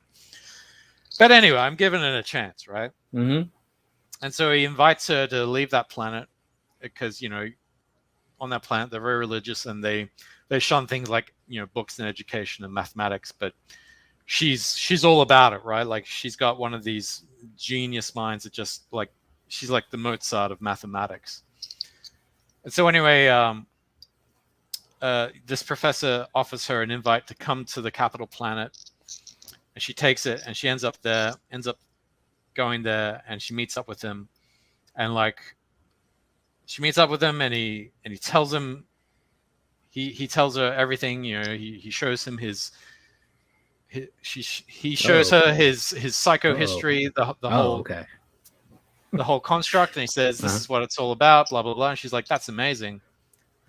Was it Disney? Yeah, it is surprising. And then he says, guess what? You've just arrived. Tomorrow, they're going to arrest both of us. And she's like, what? And so basically, the crux of it is like, the Emperor has found out about this because the professor has made it public that, the Empire is going to end in like, 300 years. And then it's going to be like 10,000 years of darkness and constant civil wars, and just everything is just going to go to shit. And the Emperor doesn't like this at all. He doesn't like the fact that he's calling his rule into question. And yeah, it's just like the premise starts out really good, and the production values on this series are just like absolutely amazing, right? Like really good stuff. But the thing that really pisses me off is like they've gender swapped like some of the main characters, like 2 characters in particular. So there's the young girl that I already mentioned. Are you still there, Lucius, or have I bored you? I'm still here. Sorry, I was taking a quick. Feel free to ask me questions as I continue. Well, I kind of want to, but I feel like it would. No, go ahead. Take you off of it. So we were talking about Dune some while ago. Yes. And I was reading through other people's reviews of it, and apparently people took great issue with the chick who was like the handoff lady or whatever, like the one who was there to guide the what are they, the Atreus people through yes, taking over. Yeah, what was the chick? The black lady, but in the book Yeah, it was in the book, a Leah white Keynes dude or was a something. professor. Yeah, so Leah Yeah. Keynes was like he was like a sort of a key player in the law because he did originally work for the Empire Harkener or whatever. Yeah, and yeah. for the Emperor, right? Mm-hmm. And so he went to June and he lived amongst the Fremen.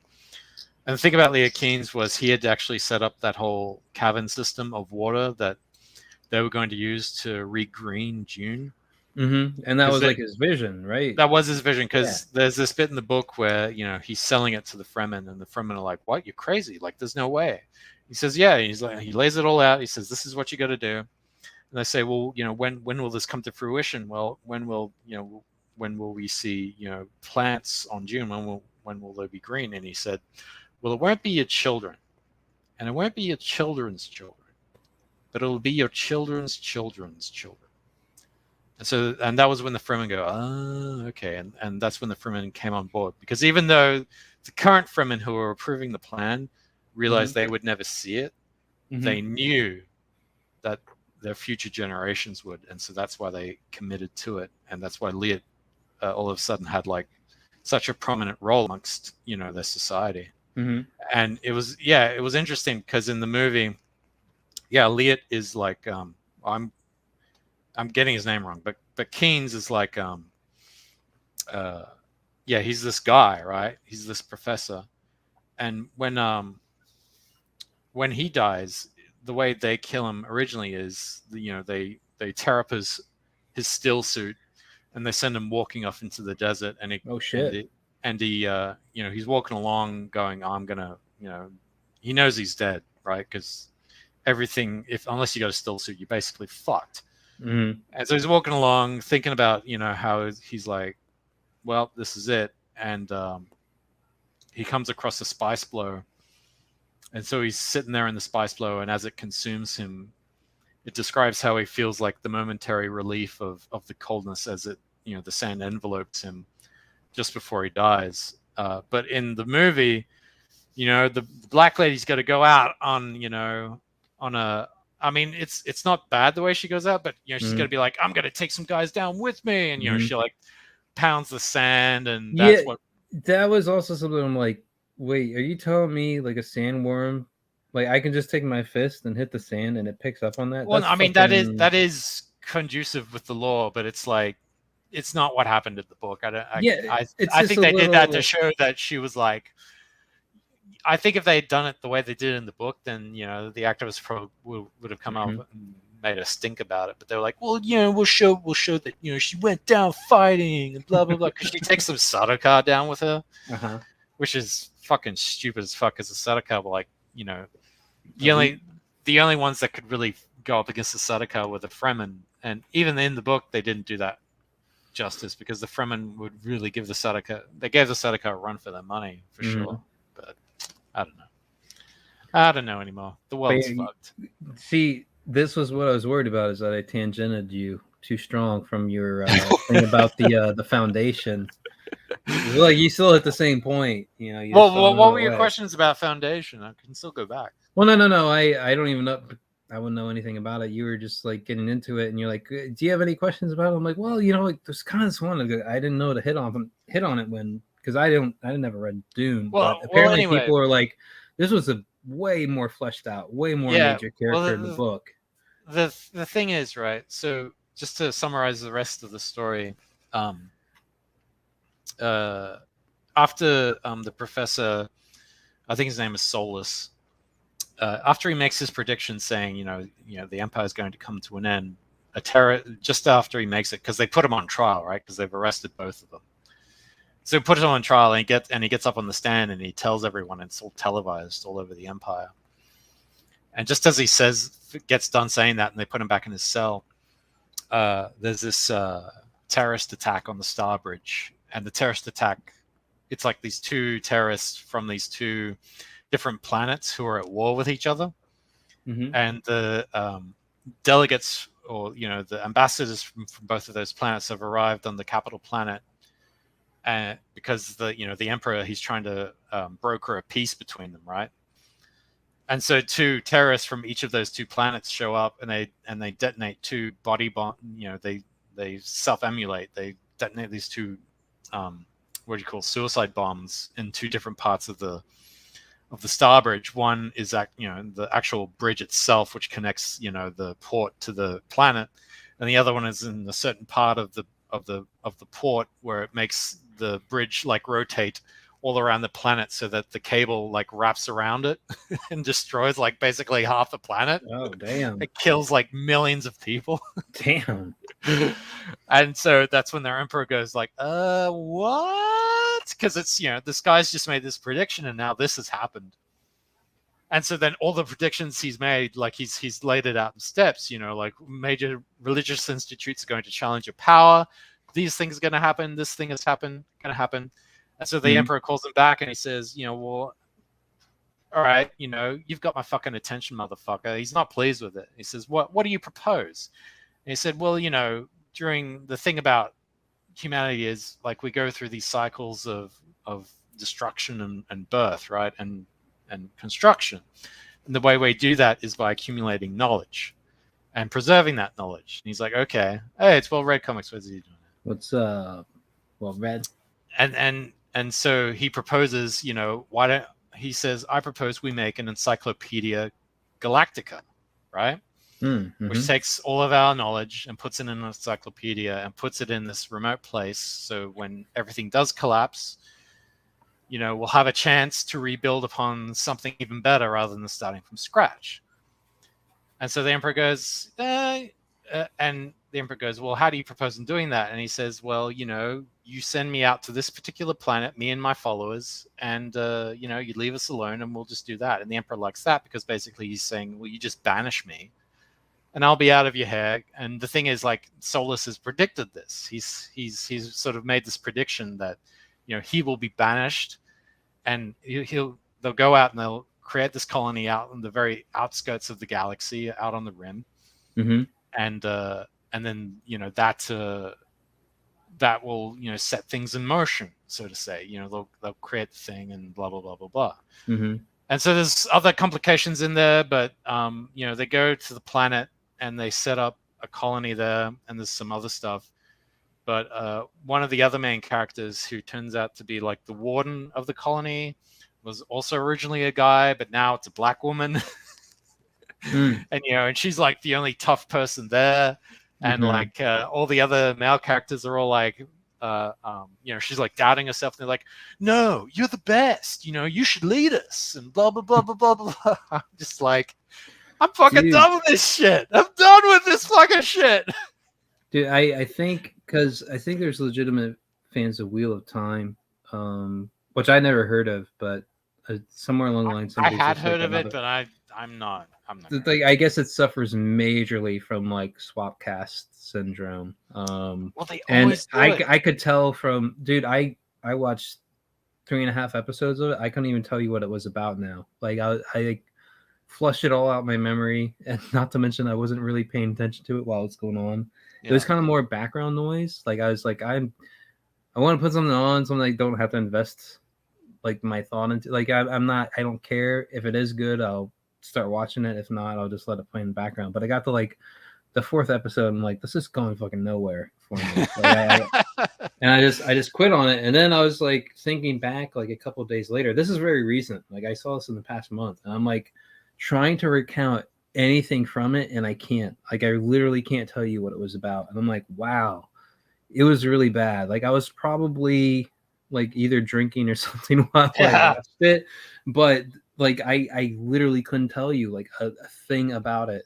And I just couldn't help but think like, man, everyone in here is like of a color, or they're like a chick. Like it's kind of like suffering from the syndrome of like representation or whatever.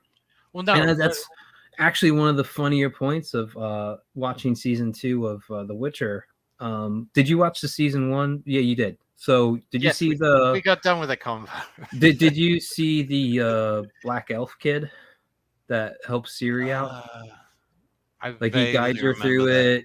they go to a forest where there's yeah, like a bunch of I women know that they're elves. in a forest where there's all these other chicks. Yeah, and that's where it kind of gets a little more diversified. And I'm like, well, I know like The Witcher had like these covens and shit. Like they did have that, but it's kind of like, okay, like this is kind of a European thing. Black people really weren't that heavy in it, but you see like it's funny because I was kind of paying more attention to it on the season 2 watch through.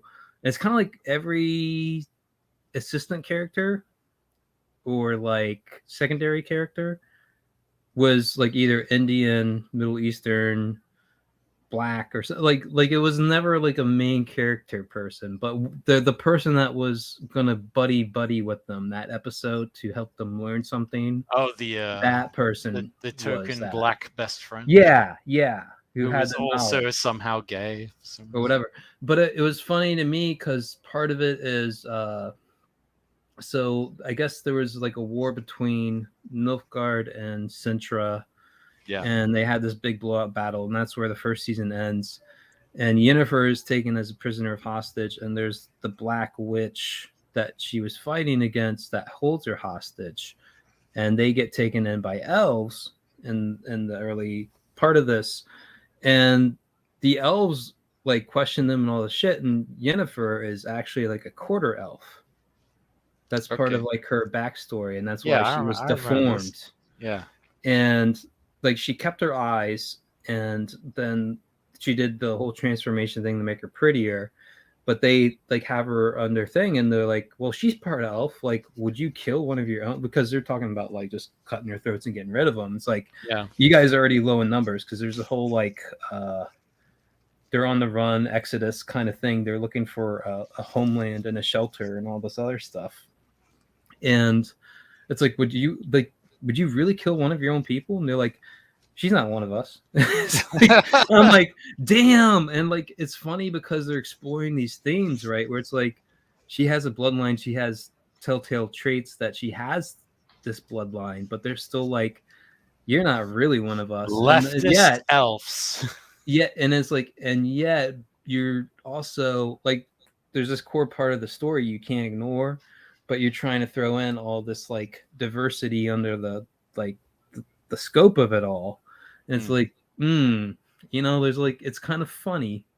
You're hitting on this because you're trying to fight it every other way with this show.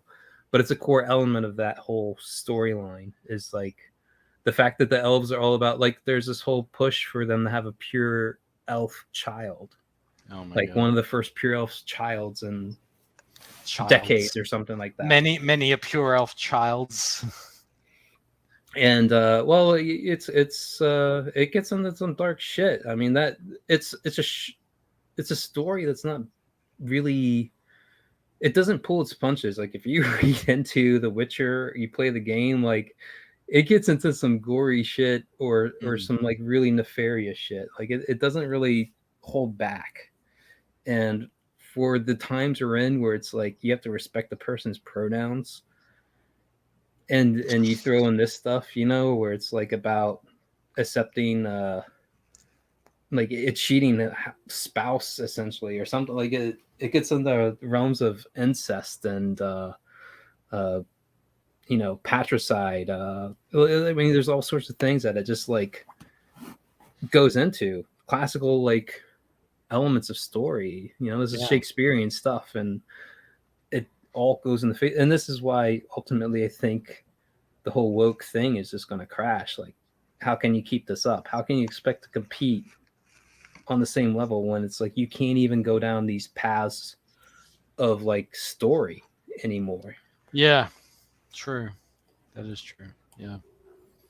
And anyway, are you ready to dip out? Is that what you're looking No, at? I mean, I was wanting, like, I just can't believe, you know, that definition of insanity that Einstein coined. Is it right? the repeating the same thing over and over again, expecting a it's one of those quotes I kind of hate. I know, but it seems so applicable in this case. You know what I mean? It's like sort of, yeah, in a way. I mean, I kind of when I have like super quiet moments in my life or long stretches of time to think on things, I'm like, what is man's true nature, and how is it expressed? You know, do you ever get into this? Is it just me? Well, I mean, I got into that a long time ago. You never have some like theater of the mind where you're like, man, what was I supposed to be? Because I don't feel like this is it right now. Like I don't feel like this is it. Something's missing. Some like whatever, you know. And you go down. No, these, like... it's not that I'm sit there thinking what I was supposed to be. I sit there thinking what could I have done except gone down this path. You know what I mean? Like I keep thinking, you know what? I could have been like a plumber or an electrician, some kind of tradie. There's something like there's a part of me where I wouldn't have to deal with all this shit that I'm having to deal with right now. Yeah, the only thing is like I don't know if I could have made the first step. You know, like I like drawing. Like that's really what hooked me into where I'm at, what I'm doing, what I'm trying to do. Is I just like drawing. Where it's like point me towards plumbing. It's like no. Well, all right, maybe not plumbing, but like cabinet maker. You know, all right. Someone who does tiling. I am like I'm trying to figure out, is there a job you can do where you really don't have to deal with anybody, like anybody? Well, I mean, the good thing about doing a trade, right, is like it's kind of like being an artist or a freelance artist in that, you know, you get a job, you have a client, and you get paid by the client, and you do the job, and you know. It's honest work, and you don't got to deal with fucking politics because you're your own boss. Yeah. I mean, it's been my experience that no matter how small the job, there's going to be people that like just make it miserable for you. Like it's just like depends on what the job is. You know, like with it, you would like to think, okay, you're asking me to come in and make cabinets and shit, and then it's like they'll try to like chew out on something where it's like, well, I'm doing what you asked me to do originally. You just didn't know what you're asking for, kind of thing. Like, well, that just comes down to communication, right? Like you ask them, what kind of wood do you want? What kind of design do you want? Obviously, maybe I don't know what the fuck I'm talking about. I haven't made a cabinet or pricing. I don't know. I've dealt with no. You say what kind of wood do you want? What kind of look do you want? Like dimensions, stuff like that, and then you give them the quote. You give them a quote. All right, hold on now. I'm gonna role play with you. Oh, yeah, that lovely. Oh, here we go. I don't know what I want. What would you do? Well, it really depends on what you would find. What is it that you really like? I really don't know. Do you have something you could show me? Well, I mean, I have some samples here that I can show you right now. I mean, here you go. We got these kinds. We got these kinds. We got these kinds. Is there any of these that stand out to you that you really gravitate towards? Dude, you have to. I don't know if you've been in this position. But I've dealt with people like literally they cannot pick. Like gun to their head, they could not pick. And it's like the craziest fucking thing. And you're like, you know what? My job is to make this shit for you, not decide for you what the fuck you want. Like I'm happy to like help you whittle this down. Well, I mean, the thing eliminate with good ideas with those and bad ideas. With people like that, sometimes you got to go. Well, obviously, I can see that you haven't come to a decision yet. I'm just going to leave this sample with you, these samples with you, and you can sort of like turn it over in your head. And when you come to a decision, give me a call, and I'll come back and we can sort out the rest of it. You kind of leave the ball in their court, and if they get back to you, hooray, you get to move forward. If they don't, they probably weren't a good fucking client to be working with anyway. You probably saved yourself a lot of fucking time and headache. I feel like I want to push harder. I feel like you're brushing it off. No, because you gotta understand. I've worked with clients, being a storyboarder and all this. I've worked with so many different clients. And there's a way. It's almost like. Can you recount the story? It's like whispering of the dumbest. It's dumbest like yes, I can. It's like whispering to cats. All right. Like cats, like herding cats is insane. But if you whisper to cats, it's sort of like you can't really herd them. You can only kind of go, well, these are your options. This is what you can do, and you set the boundaries, and then you just kind of like gotta let it play out. In some. Have you ever met anybody that's been like, I want you to like help me make an animation, and you're like, okay, well, what do you have in mind? And they're just like, I don't know. No, and like you're literally figuring out their animation. Already, you've failed. That's not how you approach it. Well, how would it go? Like, what's the most basic? Well, I basic mean, thing you ever if you encountered? want, we can do the role play again, and you can act as the most stupidest client in the world, and I'll show you how it's done. Okay, all right. So, hi, you're Fresher Luke. You storyboard, you do animation, everything. Hi, I have a project I'd like you to do. I'd like to come to you with. I'm trying to Okay. make an animation, All and right. I'd like your help. Okay, how long is your animation? I haven't decided. I was thinking I want it to at least be 5 minutes long, but maybe a half hour. I really don't know. What's But your I budget? want it to be long enough that like it's cool, but not too long that it's boring. What's your budget? I got like $2,000, but I can get you another $2,000 at the end of the month. What the fuck is that? I don't know. I'm being the most. Why did you throw that idiot. in there? All right, sorry, we're breaking. Because I want to give you. No, we're going back into it. Sorry, false expectations. I didn't mean to break it. You don't even know. All right, no, say it again. What if I said $100? No. Just say what you said. Sorry. Okay. We broke it. We shouldn't have done that. Right. So $2,000. Sorry, what's your budget? $2,000 now. $2,000 to go right now. I'll have another $2,000 by the end of the month. Okay. So what can I get for you're saying whoa. Okay, yeah. So roughly you have about $4,000 to spend. Mm-hmm. And you want roughly 5 minutes of animation done. Yeah. Do you have a script? No, man. I was hoping we could kind of like knock this out while I talk to you. Like I kind of want some fights in there, like it could be with swords or just like axes. Okay. Not really guns, but like hand to hand, like close up. Well, yeah. The other question is, you want action. From what I'm hearing from what you're telling me, you want action. Is there going to be any dialogue in this? Oh, I mean, they might be like, like little escalation up front, and then like they get into it. Maybe they quit back and forth. I don't really have anything plotted out though. Okay. If you have characters talking, how many characters will be talking? Well, since this is a fight, I just figured 2. Maybe there's like some shit stirrer like off to the side. Like shit, like egging it on. Okay, so 3. But characters? It's not like we're having like convention here, like constitutional convention dropping up. Yeah. So 3 characters all up. You expect? Well, there's going to be spectators. There's going to be people watching because it's all right. It's a cool fight. So if I was to say 3 characters and some background character noises like crowd noises, would that sound about right? But you gotta see them too. I gotta see like they're there, like like yeah. Otherwise, you're gonna be like, what are these voices? I understand that. I'm just asking about the audio right now. So yeah, well, yeah, maybe is what I said. Just right? cheers and boos, that kind of thing. Okay, that's fine. You don't necessarily need voice actors for crowds because crowd sounds are just sound effects. So, yeah. So in regards to actually speaking dialogue roles, you don't have to do this over the top, Lucius. Just act like a normal client. Okay.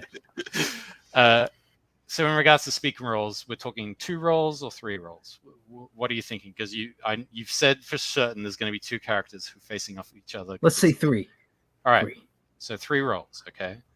And how quickly do you want this done? I was hoping, maybe January, February, kind of. Are we doing current month? What are we doing, Lucius? What is this? Yeah, at the end of the month, I have all the money, so I throw your money at you. You mean from December to when? Yeah, January, February. Like, I'm giving you at the best 60 days. Okay. Thank you for giving me that. Looking at what your parameters are, your budget, and your time frame, I don't think, and the fact that you don't have a script to start with, I think your best policy right now is you need to go and you need to write a script that includes everything that you want. No, but you can help me with that, right? I do animation. I don't write scripts, sorry. But if you want, I can point you in the. You know somebody I can go to. Yes, right? that's what I meant. I was about to say that, Lucius. Thanks for the whole fucking life. But I can point you to some websites where you can go and find a scriptwriter. One such website is called Fiverr. You can get some very nice scripts there if you want. Have you used Fiverr? This is outside of our. No, you're breaking it. Shut the fuck up. But and I can also recommend you some other people who I know that are some good script writers that you can talk to, and you can get a quote from them to write you a script. Once you get that script done, please come back and talk to me, and then we can talk about we can have something more concrete to work with to achieve the vision that you have in your head. But for now, right now, the proposal you're giving me is too is too much of a moving target, and it is unfortunately does not have enough. Let me finish. Dude, it's all in my head. We just gotta make it happen. It does not. No, don't fuck around. Let me finish, you fuck. It does not have the proper budgetary requirements for the time frame that you want it done with, and for the material that is on hand. Oh, dude, I could totally I could sell my TV, maybe get you another $200. What would that do? That would make very little change. I would suggest for now, right now, you go and you get a script written, and then once that's done, you come back to me, and then we can properly negotiate. All right. Now, we'll break the whole thing here. It went on longer than I think we should. Yeah, it did, because you kept deliberately throwing in some bullshit. Dude, this is the way people are. You don't like. No, that's how the people are that you meet. All right. Well, you've had levels of removal, like where the common man is not interested in making an animation. No, well, I mean, you'd be surprised, but I have met clients like that, but maybe not as quite as deliberately uncouth as you. So. What would 4,000 buy you, like in the animation? What could you get, like realistically? Well, the thing is, it's in stages, right? So if you want to get a script done. Typically, and let's just say no like hired voice actors. Like I'll fucking find a way to do that myself. I'll give you a script. I'll do a read so you can time up, you can lip sync, but I'll take care of that end. Yeah, like, I mean, what would your just pure animation be? That breaks down that lessens the budget a little bit, but you have to do it. You have to build this in stages, Lucius. That's the only way you can really do this. So 1 page of script is 1 minute of animation. So if you have a 5-minute animation you want done, that's 5 pages of script you need to write up, right? Okay. And so it's from the script then you can glean what is required, right? If there are crowd scenes that animate, maybe there's a way. There are some ways you can sort of get around it through staging. Sometimes where, like in Speed Racer, where it's just like a bunch of dots in the distance, right? But yeah, what usually happens is whenever you add elements like characters, like for every character you add, that bumps the budget up a little more, because obviously if it's a speaking role, and if you just want to get one guy to do the voices for all of them, then obviously that's going to cut your costs down. But I actually fucking hate that. But I have worked on productions where people have had like 3 voice actors who do the voices for like 20 fucking characters, and it's absolutely dismal. It's abysmal. And so that's one aspect. So the first part is you do the script, and so you get to pay for the script. And usually script writers, they charge somewhere around $6,000 a page. Oh, sorry, $600 a page or something, right? Whoa, damn. Well, what's the script rate for comic writers? I don't know. I'm just thinking $600 a page, man. You better be fucking typically in that shit, man. Well, that's what the rate is in Hollywood anyway, right? Okay. Like, the script writers, they want to make their money, and they've got the writers union, so they can do that. They can make right. Yeah. Now, for you, are you unionized? Like when you do your work? No, I'm done with that. Okay. Dude. I've been out of that fucking world for a couple of years. If it comes to a script, like what would you be looking for? Like, could I just hand you dialogue and then I just tell you what's going on? Well, I'm like, dude, run with it. you need description. You obviously need a descriptor, location, character dialogue, obviously, right? It needs to read like a proper script or a close to proper script, right? You got to, if there's dialogue, you got to number the dialogue. So when someone comes to you, basically, it's almost like all there. You're just putting it all together. You're like you more or less. I mean, if they were to come to me and say, "I've got this idea," like if they were to come to me and say, right, like properly, not the way you did it. If they were to come to me and say, "Look, I've got this idea. I don't know how. I can't read or write, and I need to write a script," then I'd be like, "Sure, I can help you with that, but that's going to cost you some money, right? Because that's my time, and I'm creating something with you." And that obviously the script is the start phase, right, where you go through the most iterations and make the most changes, and so that can also be the most time consuming. And the whole thing about working in animation is you have the holy trinity, which is time, quality, and money. Each one impacts on the other. If you want more time to do this thing, that's going to affect the quality and the money. If you want something to cost less, then that'll affect the time and the quality, right? They all interplay. And so, you know, if someone comes to me and says, you know, I've got this idea, I want to write a script, then it becomes a whole different conversation of like, okay, well, what do you imagine happening? You know, you're trying to almost play a detective. You're trying to, in a sense, interrogate them to find the strengths and weaknesses of what it is this idea is, and then you kind of got to then assemble a script out of that. And once you get to the script to such a stage where they sign off on it, then once they sign off on it, you say, okay, that's it. It's done. We can't touch it anymore, because if you make changes to the script, that affects everything further down the production line, and that's just a nightmare to iterate over. So you need to get a locked off script first. That's like your number one priority. And then once that's done, then you can move on to the next stage, which is storyboards. And that's a little bit easier to do because obviously that's my wheelhouse. And that's probably the real blueprint, the proper blueprint for how everything else is going to be made. If you can really nail down what the storyboard is and how it looks and everything like that, then everything else after that is just chips and gravy. It's just basically you're polishing the storyboard and making it look good.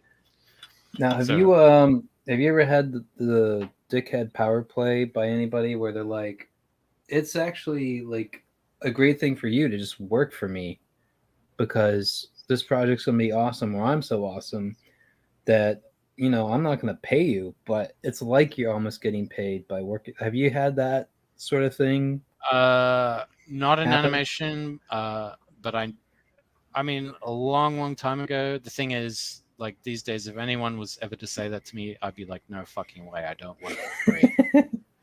my like this is the thing. I've done workshops on this very subject, where if someone says that, your response is fuck you, pay me. Every time. If they are coming up with excuses that they cannot pay you, you say, fuck you, pay me. And if they say, I can't, you say, well, have a nice day. Yeah, this is like, I feel like it's scammer kind of, like, you know, like there's these scams, like the Nigerian prince thing was like the big Those meme one terrible. that people, Those right? But I mean, good. I again, going down like YouTube, like weird paths, like what you do one search and it recommends all this other shit. Like there's this whole like subset of like scammer videos and like getting back at them. So there's guys who like set up, and it's funny because they're involved in like actual like police stings and shit. Like at this point, are you they're talking so about involved. that British guy who hacks scanner cameras? There's that, yeah. There's a dude who like holds them on the phone the whole time and like deletes their files or hacks their thing and exposes them. I've seen that guy. Like he mostly finds dudes who are in India and like there's a glitter bomb phone dude. Oh, that's a different guy. That's a different. Yeah, but they've like kind of teamed up. Like they've crossed, like they've done so much. They've crossed paths with this whole thing because it's like scammers in India hiring people in America to like do their bidding, and so the whole thing is like they do this helpline thing. They fuck with the HTML code to make it look like they have a deposit, like oh, enter in how much money you're gonna have back, and like they've installed like basically like spyware on their system, and they add zeros on the amount that this person's requesting on a refund, and it's like 20 grand where it was supposed to be $200. Oh well, oh my gosh, I'm gonna get fired unless I get that money back. Can you get me that money back? This is what you do. You need to go to the bank right now. I'll be on the phone with you. I'll walk you through I it. don't know. Yeah, I know what you're talking about. I don't know how we went from talking about animation to getting to this. Oh, I was just talking about like somebody who's like so brazen, like, oh well, you're working for me. Well, I mean, what you've just been discussing, like this is 21st century crime, and these are people who are poor. Yeah, but I mean, how many people are unpaid interns, or like the whole prospect is like, oh well, you might have something waiting for you on the other end. I just need you to knock this out for me. I mean, look, it's terrible. It's my word goes a long way in this town, you know. Yeah, you don't want to have me say something bad about you, do you? I don't know. Well, but, I mean, that doesn't work on me anymore. Hey, you need to respect the pronouns, about Luke. Me. You need to respect the pronouns, okay? I don't need to respect shit. just say Giger, whatever the fuck, all right? How about Giger go get the fuck out? It's how about Giger shove it up your ass? How about that? It's so weird, dude. Like you if you watch people that are like biologists and everything, and they'll break it down for you, like evolutionary terms and everything, like you wonder to yourself, why are there just two genders? Why aren't there more? It's just like, well, the moment you introduce a third one, it's just like third party voting. Like it's just so like it's siphoning off so much energy from the thing. Well, like you are going off some strange tangent, man. Right, but I mean the whole notion, like the fact that there's 50, who knows where we're at now. I feel like Facebook at one time had 50 something verified pronouns or whatever genders, and it's just like, in what fucking world? And you watch these the libs of TikTok thing where they just invent a new one like every week, and you're just like, yeah, because they're trying to be famous, but like, they don't want to put in, like, it doesn't take any effort to make up bullshit, dude. It takes like zero effort. I guess. I mean, I don't know. I'm kind of like, it's amazing they devoted this much time to just describe like a basic like archetype. You know, like an archetype we've known forever, but they couch it in like, oh, this is, I am. Yeah, because they're fucking idiots. Yeah, right. I don't. It's like weird. This has been predicted. Like they said that the next generation was going to end up stupider than the one preceding it. And it's did you ever hear about like the mouse utopia thing? Yes, Universe. And I'm like, 54, I think. Are we going down this road? Because I thought people were like, I mean, the beautiful like, ones are already there. Yes, it's the celebrities. Yes. And it's like, and then they're like, our fertility rates are shit. And I'm like, dude, like we're doing everything this fucking mouse utopia is doing. Like we're watching it all go down. Yeah. And no one wants to just like be like, yeah, you know what?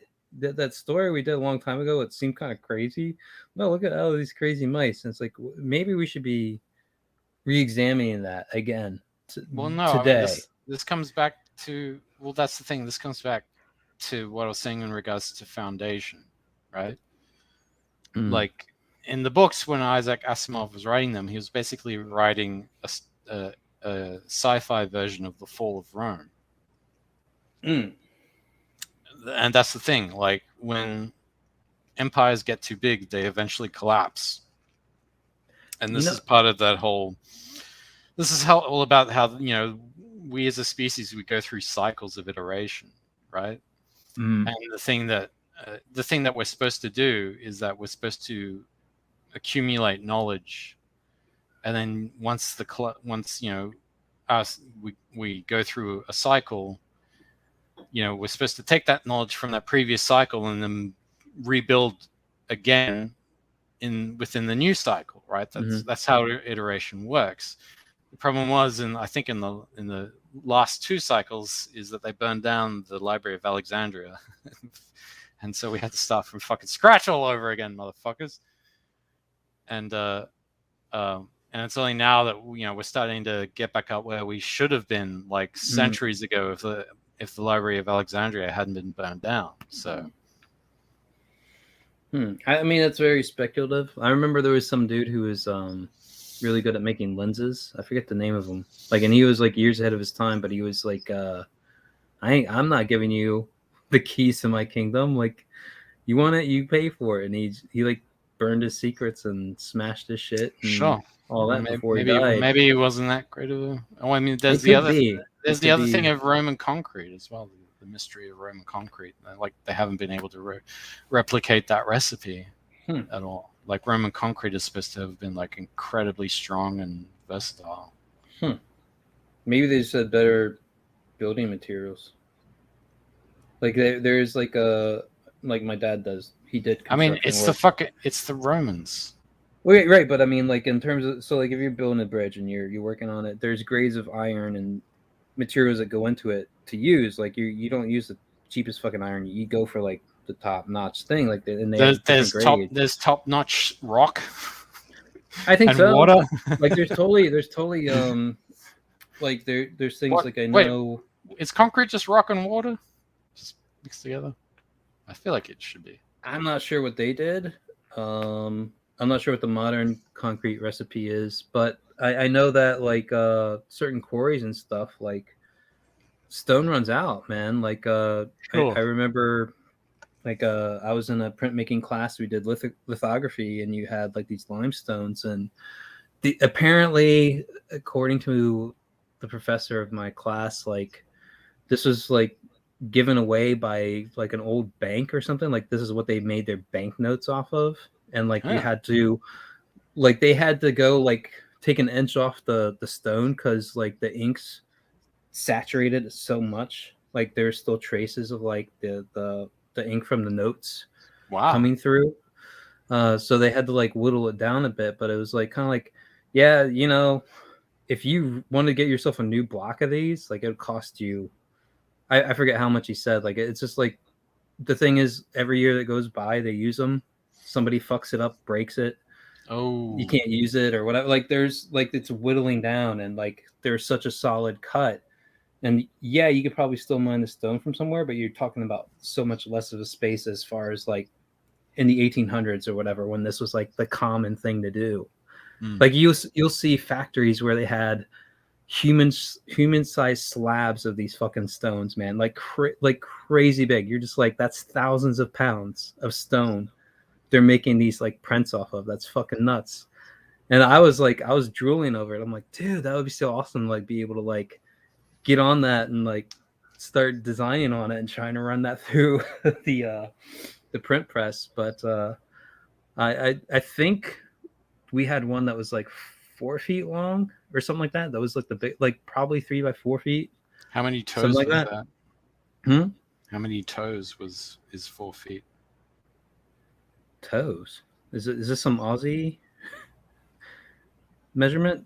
48 inches? 4 feet? You said 4 feet, so I'm assuming it's. Oh, okay, yeah. I 20, see. 20 toes. Yeah. This is some little language game you're playing with me. I mean, maybe if you said centimeters, I'd understand. Fuck your metrics, man.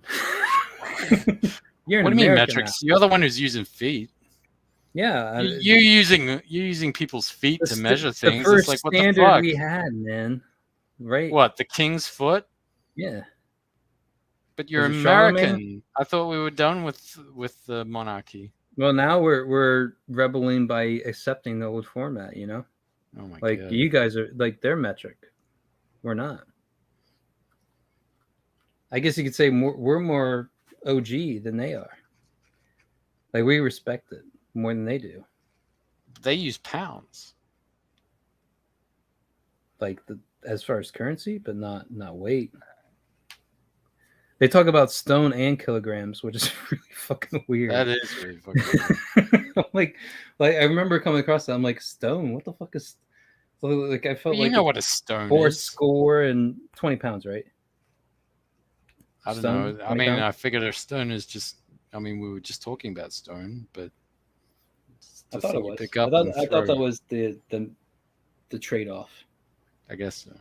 Anyway, it's been 2 hours, and I'm ready to go to bed. Almost 2 hours. Come on, it's Christmas. J Money didn't show up. I know that motherfucker.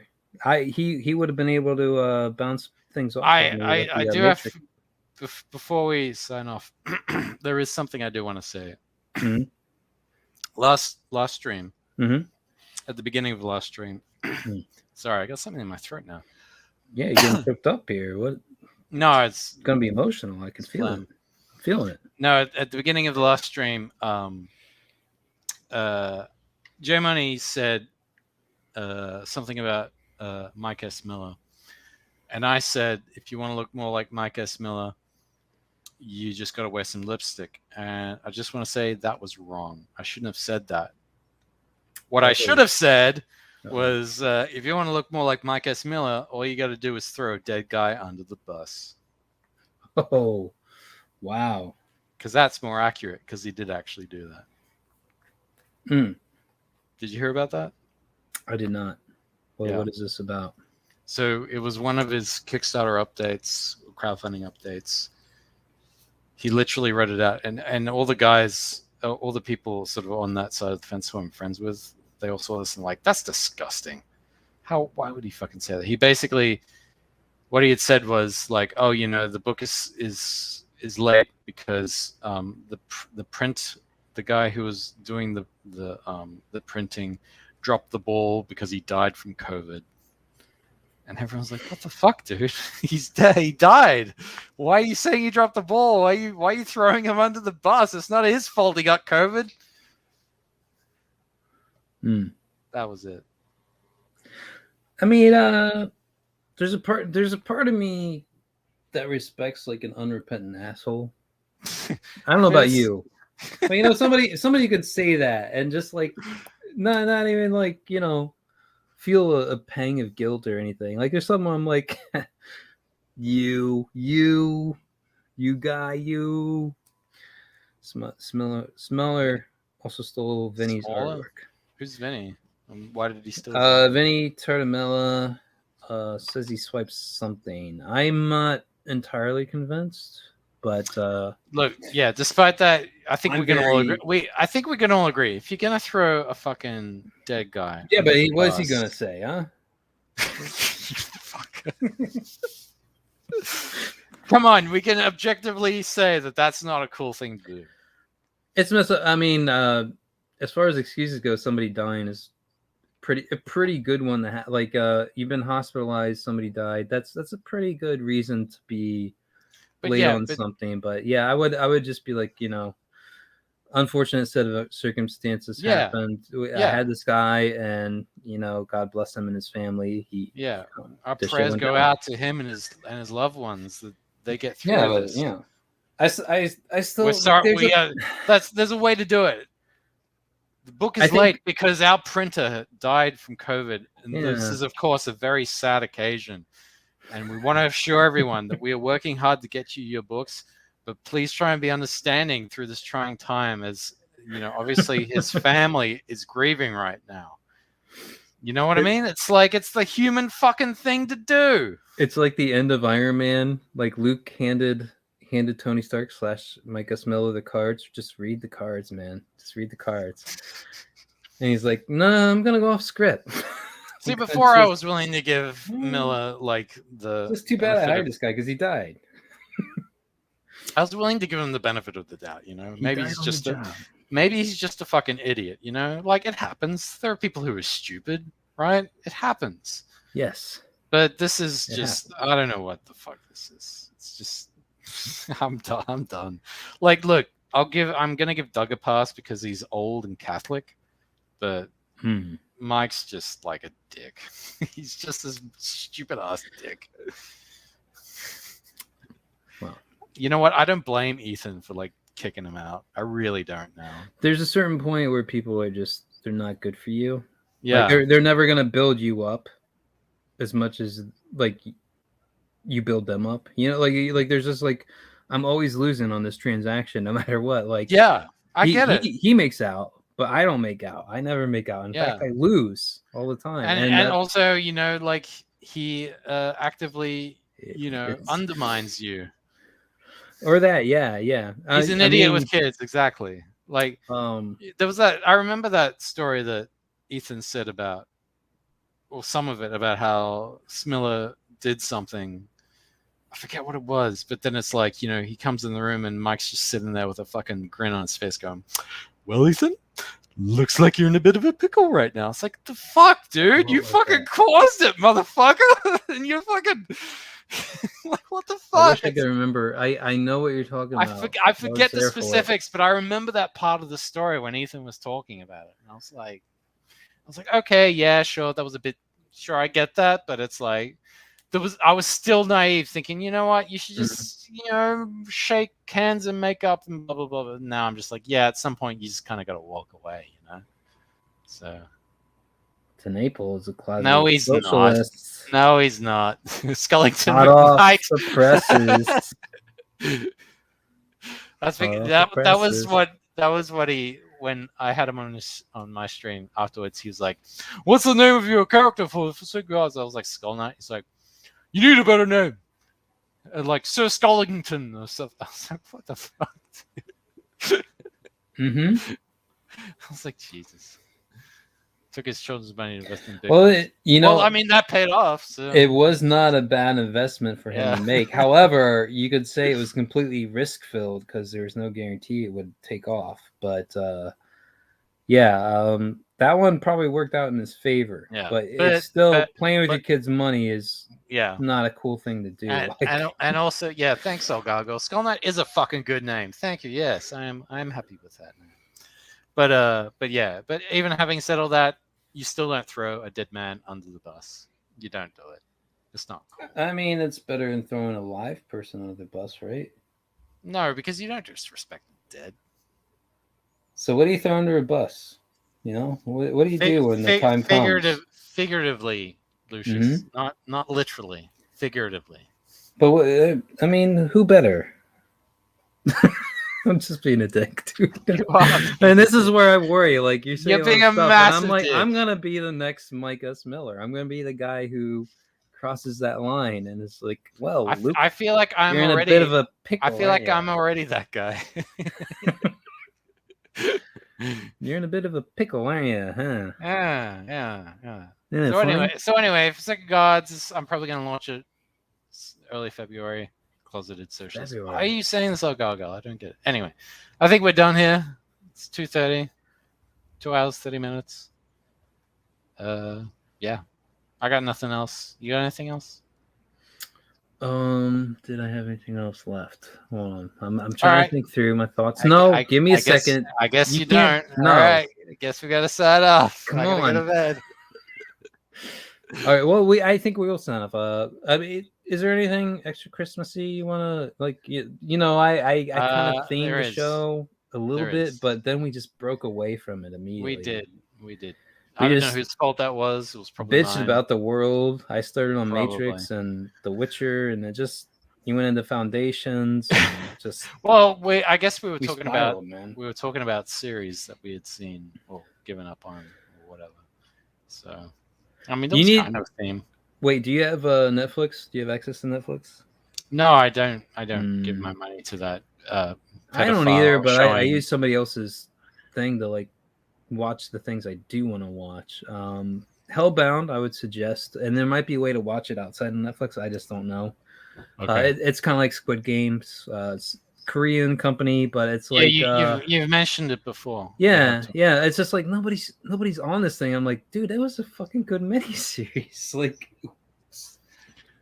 I don't know, it was good, and it was only 6 episodes long. It wasn't like you have to devote a ton of time to it. Like, that's kind of my favorite thing right now. Something where it's like, yeah, you can just knock it out in a day, and you'll be up to date. You'll know everything you need to know. Yeah. People are like, hey, watch a series that's been around for 30, 40 years. And there's tons of like, and I'm like, no, thanks. Like that? A bit, yeah. Like when I really want to ham it up, yeah. Ooh, yeah. Yeah, dude, you're doing it all right. That's exactly how I stole it. It's like a discerning sound of some kind. I'm really debating it in my mind right now. Like I'm writing up the second. It almost sounds sexual, strange. That too. I mean, if I can lead it into that, yeah. Isn't that what we're all here for? No. In some capacity? No. You're not here to try to get it on? Nope. That's done? Yeah. That's turned off to you? Like, no more? No more. You could have 10... Have you ever seen a 10 out of 10? Let me ask you this. All right. Scale of 1 to 10. Yeah. How, like, a true 10. How often do you see a true 10? In anything? Rarely. Right? Yeah. So have you ever seen a 10 out of 10 woman? I think I've seen one in my life. One. Well, it depends where. I was... Because you can go on YouTube and see him right now in the swimsuit collection. No. This was... I was with a buddy. We were like going around DC, just hanging out. Went to like a live show band later at that night, but we were just walking around DC, and we're at the World War II memorial. And dude, from across the way, it's like one of those. She was 10 out of 10, and it's like the world. Wait. Are we talking relative 10 out of 10, or are we talking supermodel 10 out of 10? I would say supermodel 10. I mean, I've heard supermodels look weird in person, and they like behind a camera they look gorgeous. Like that's their talent.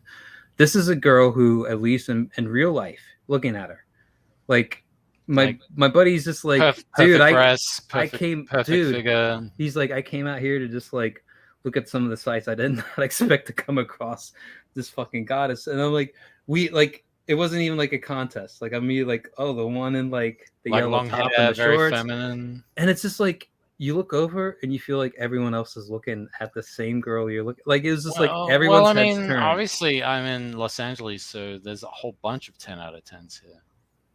Okay, I could believe that. But the thing is, because of the lockdown, like everyone's inside. So.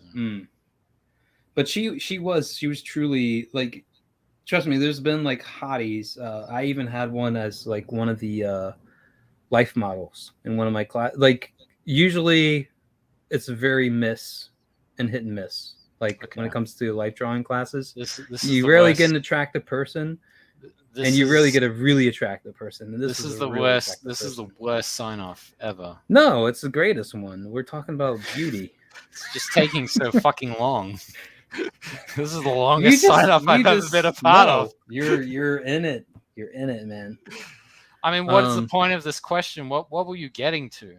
What was the end game for this long-winded question? No, we were talking about perfection, true beauty. Sure. 10 out of 10s.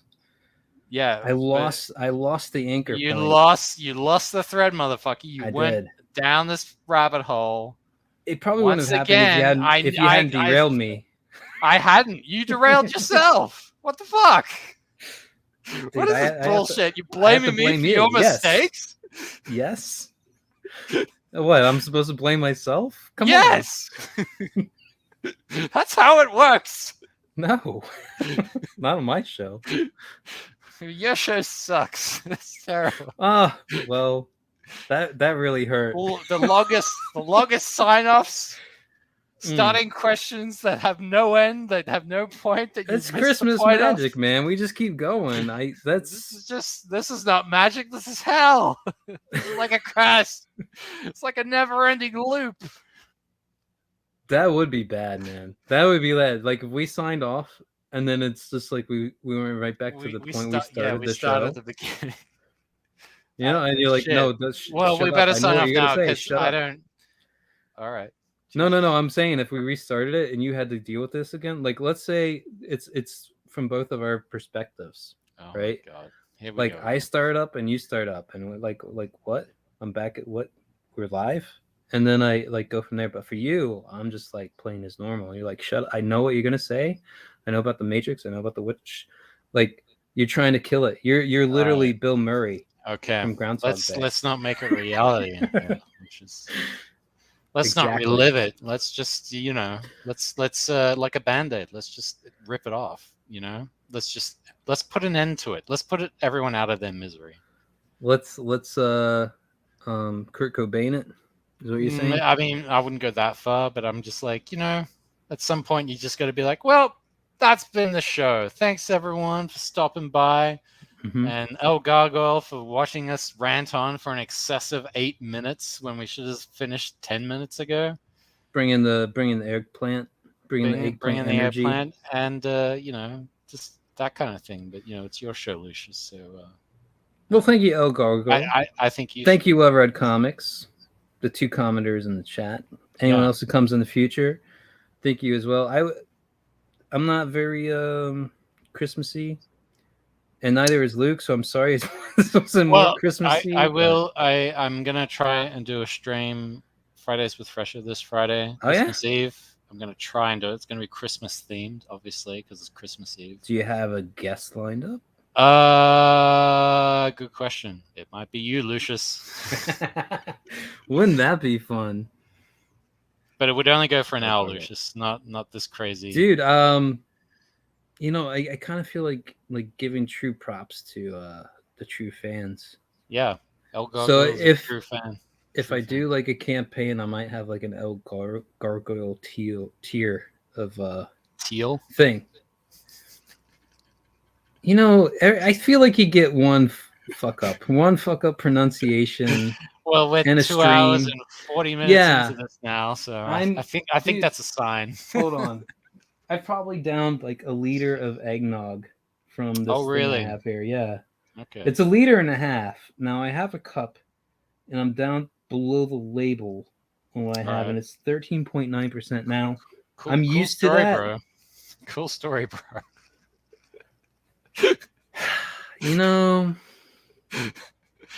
Weren't we supposed to sign off at some point? Yeah, we were. I have to keep dragging you back onto this path. It's like you're the worst man at ending things. Thank you, Luke, for being my co-host. You're welcome, Lucius. It's always a pleasure. Can't wait to be a co-host on your show. Well, that's the thing. On my show, you're not a co-host. You're a guest. And as a guest, you must abide by the house rules. Oh shit! I feel like this is like the sub and dom or the S&M. Well, I mean, Fridays with Fresher. While it is a relaxed time, it is we have a limited time. So true that. All right, we're signing off here. This is it. Right. Thank you everybody for coming by. Merry Christmas, everybody. Happy Kwanzaa and all that bullshit. I think, listen, if there's anything you want to give props to, I'm thinking about doing kind of like an end of the year thing next week. Like just whatever the fuck. Because I certainly do not have every project that's ever come out, but I will try to hand out some kind of nods and whiplashings to people. And projects and it could be whatever you want it to be, but if you have ideas, certainly bring them to the table. Me yeah like what what kind of anything year 2021, what stood out, what sucked. You can even throw my own channel under the bus. I can tell you right now what sucked. Go ahead. What sucked? 2021. The whole year. Yeah. Wow. What was, could you say it was also the best too? No.